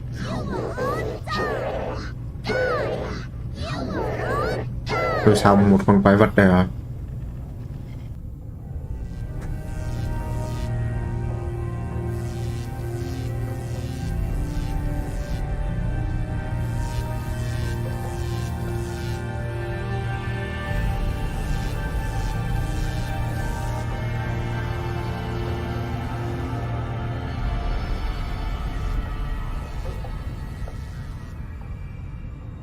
I am Dr. Sean Pierce. December 25th, 2005. 16:30 hours.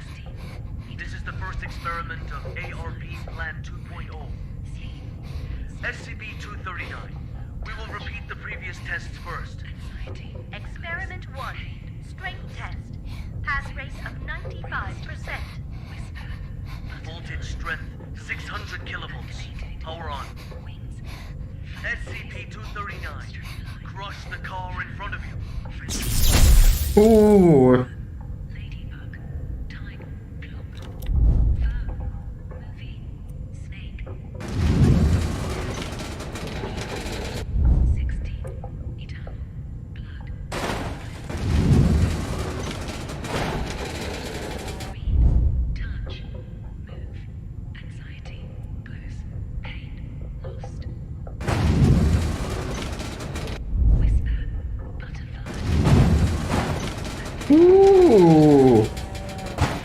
Nát bét luôn mà.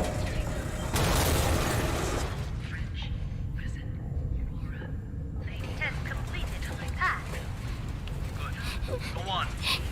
Experiment 2, control tank. Pass rate of 87%. Voltage strength 700 kilovolts. Power on. SCP-239. Put the fragments on the ground back together.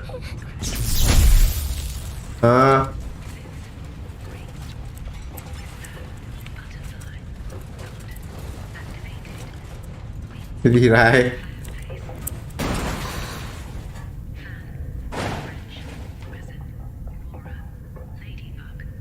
Test completed.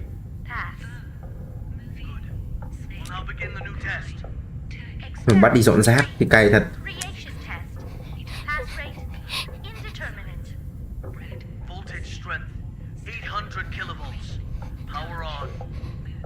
SCP-239. Reassemble this junk into a truck. A real operational truck. Ô, trẻ con này biết ô tô chạy kiểu gì mà bắt lắp lại thành cái ô tô. Ủa. À. Don't you understand what I said? Reassemble that goddamn truck. Very well done. Nhanh thế. Cannot be discarded halfway. Make it quickly. Just like what you did before. Ủa, đều kịp. Dr. Pierce, our equipment can't handle that much current. Kilovolt như không phải là volt nữa. 950 kilovolts. Now! Power on! Afraid. Close eyes. Imagine.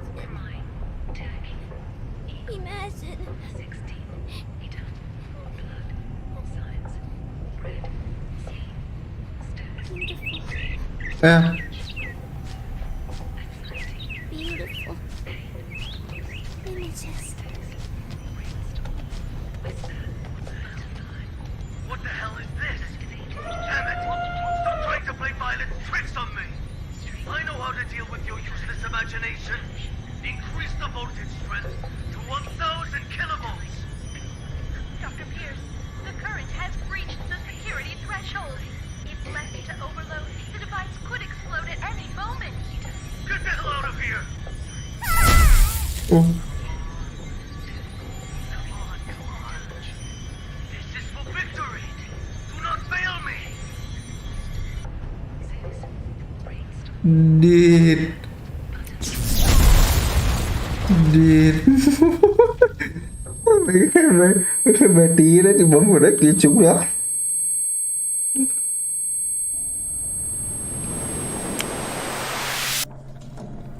Lại một đồng bạn nó nghịch ngu. Mệt thật.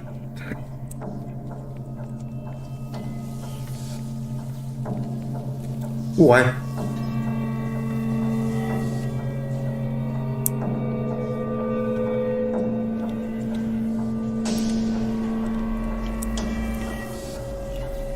Ui, đồng thế.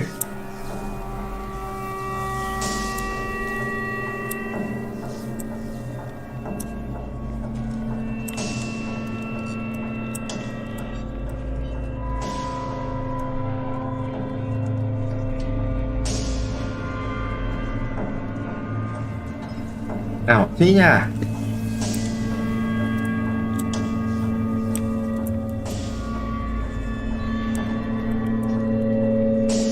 Đến nơi.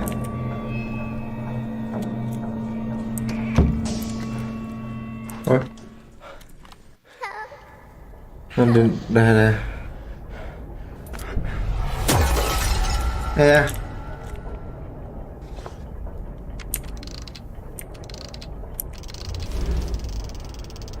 Oh. D6744. Nicely done. Hold on. The outflow of energy of SCP-239 has subsided and is now beginning to dissipate. We have regained control. Just hold on. Again, a job well done. The synapse is now ready to be disconnected. Can you just hold the fuck on and listen for a damn change? What's the matter? The problem hasn't yet been solved. She's still lost deep in her mental anguish. That's not our concern. The crisis has been averted. Innumerable lives have been saved. Your mission is complete. My mission's not complete until she is stable. Compassion in times of desperation leads only to the destruction of yourself. 3 minutes. You owe me that much. For all this, you owe me. Yeah. I can enter her subconscious and fix this. 3 minutes. Very well. I'll disconnect the synapse in 3 minutes. If you're not back, then so be it. I will show no compassion.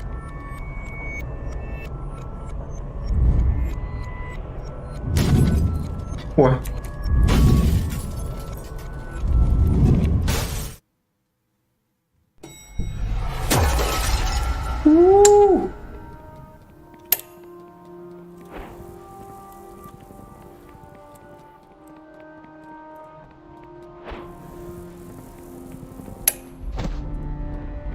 Okay.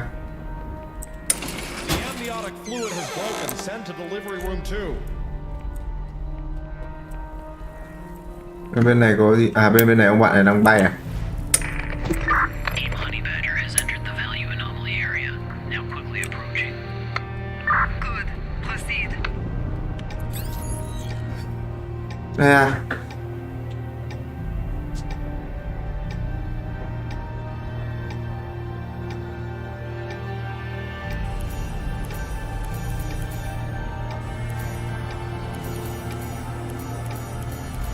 Đơn giản.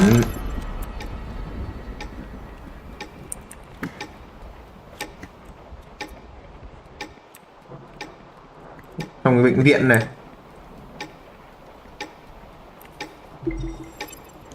Ủa thế không có đèn pin à? What's going on? The needles on these readers are all over the place. I don't know, but my watch has stopped working too.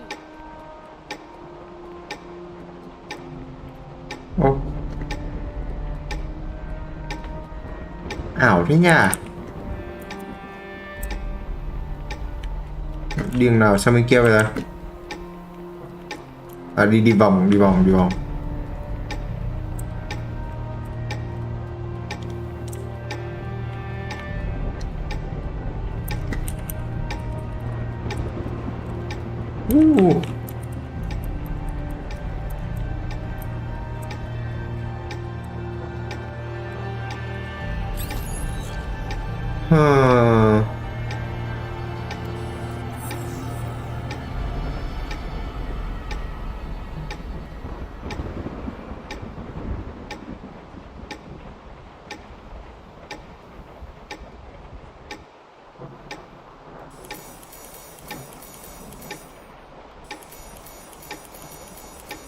Maternal dystocia, profuse bleeding. Send to operating room now. Ooh.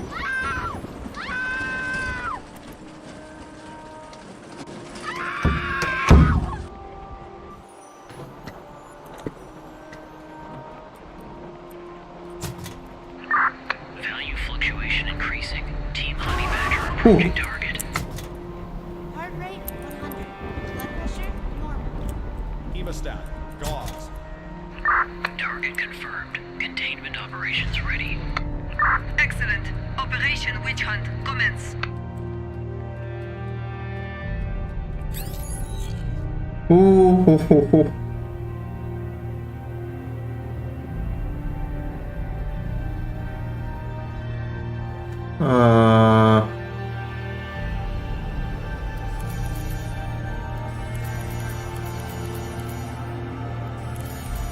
Congratulations, a lovely princess with beautiful blue eyes. You thought of a good name for her? She is my little angel. I secure. Target SCP-239 has been contained. SCP-239!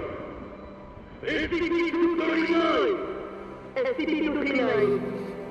SCP-239! SCP-239! That's an order! SCP-239! That's an order! SCP-239! Do as I say! SCP-239, do as I say! Come on! Do it! Come on, do it! SCP-239!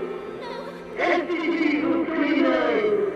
SCP-239! Don't blame yourself.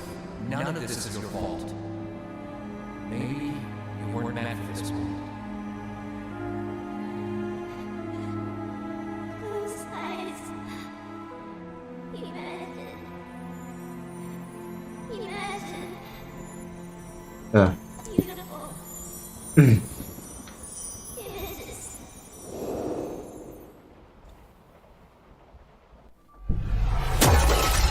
Ooh. The robin says, the home I want, my home is squishy all over, Yeah. with shiny warm lights and no more cold steel. Filled all the way with beautiful star stickers and colorful lights everywhere, everywhere. Everywhere I go, they twinkle, twinkle like little eyes. So many good books, with the cutest animals inside. They only say nice things to me. They always want to chat with me. So many Nhạc này nhạc Giáng sinh mà. Con rồng kìa. soft bed and mountains of toys. I can play all day, anywhere I want. I'll have my favorite toy, a beautiful carousel. I'll ride and ride, and it will take me anywhere. There, I will not be yelled at.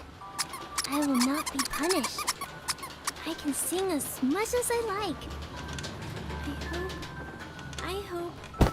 I hope so much to live here forever. My home, Seguros' home.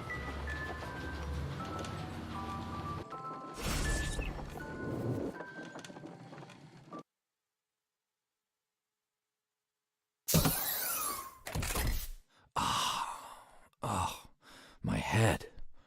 Take a deep breath. Just some minor side effects from the force disconnection. She's not coming back. What?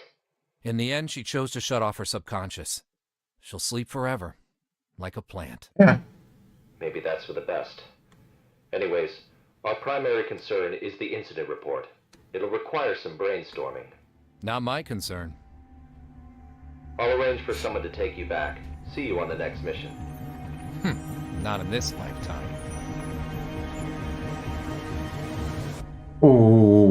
Tôi bố mẹ rồi con vợ. Ôi, chưa đi ngủ rồi.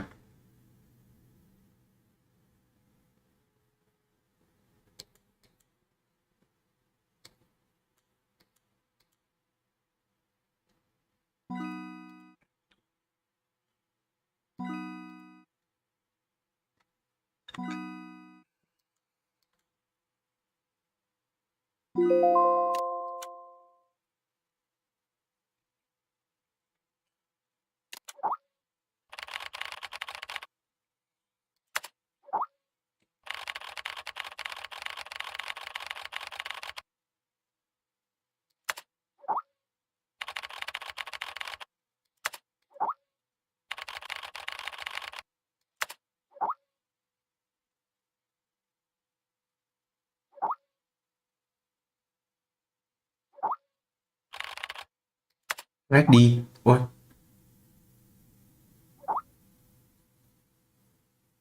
À.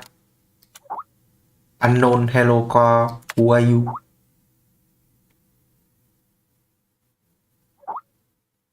Yeah. It's just a name, a symbol. I'm one who will guide you to the answer. Some warm-up exercise. Take elevator to the 15th floor. Wow. Wow, lần đầu tiên đi ra ngoài này.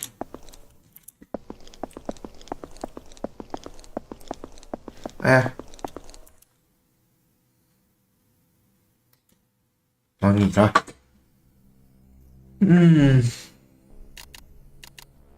Em chờ được phép. Kiểu nó xen kẽ cái thứ Mệt quá không chơi nữa, game chơi mình nhiều hơi mệt. Thôi nghỉ.